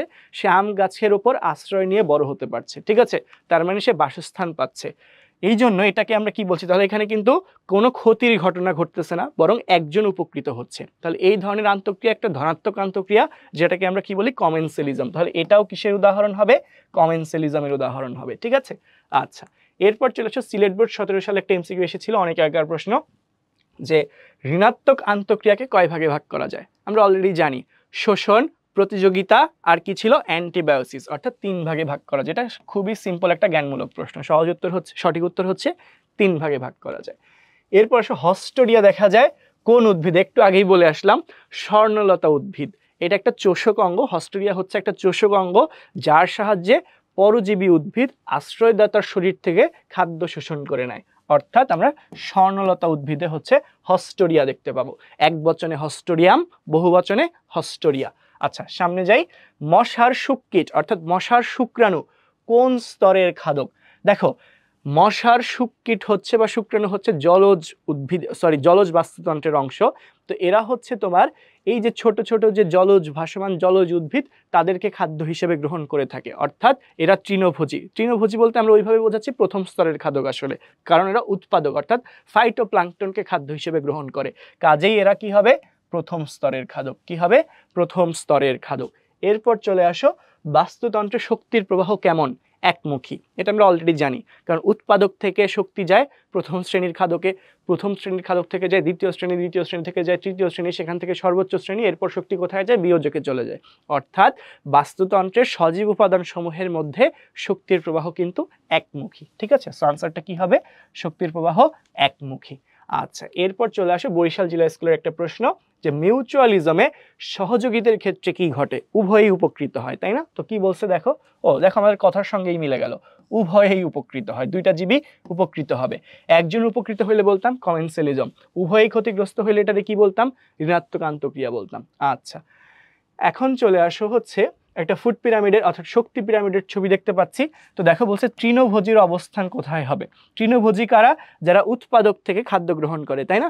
তো উৎপাদকের অবস্থান হচ্ছে সবচেয়ে নিচে, এই যে ডি হচ্ছে উৎপাদক, ডি হচ্ছে উৎপাদক। তাহলে উৎপাদক থেকে যারা খাদ্য গ্রহণ করবে তাদের অবস্থান কি উৎপাদকের উপরে, তারাই হচ্ছে কি তৃণভোজী, তারাই কি তৃণভোজী।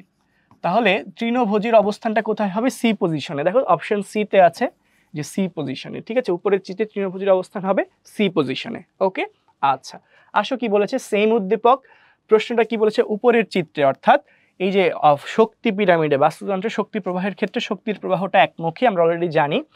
ডি থেকে সিতে শক্তি প্রবাহের সময় 80 থেকে 90% শক্তির অপচয় হবে। হ্যাঁ, মাত্র 10% শক্তি ডি থেকে সিতে যাবে, এটাও সত্যি। এই অংশে সবচেয়ে শক্তি কম, শক্তি সবচেয়ে কম, এই অংশ একদম উপরে আছে না, খুবই কম শক্তি এখানে যাবে, তার মানে এখানে এই অংশের শক্তি সবচেয়ে কম, তার মানে তিনটাই কিন্তু সঠিক। সঠিক উত্তর হচ্ছে অপশন ডি, ঠিক আছে।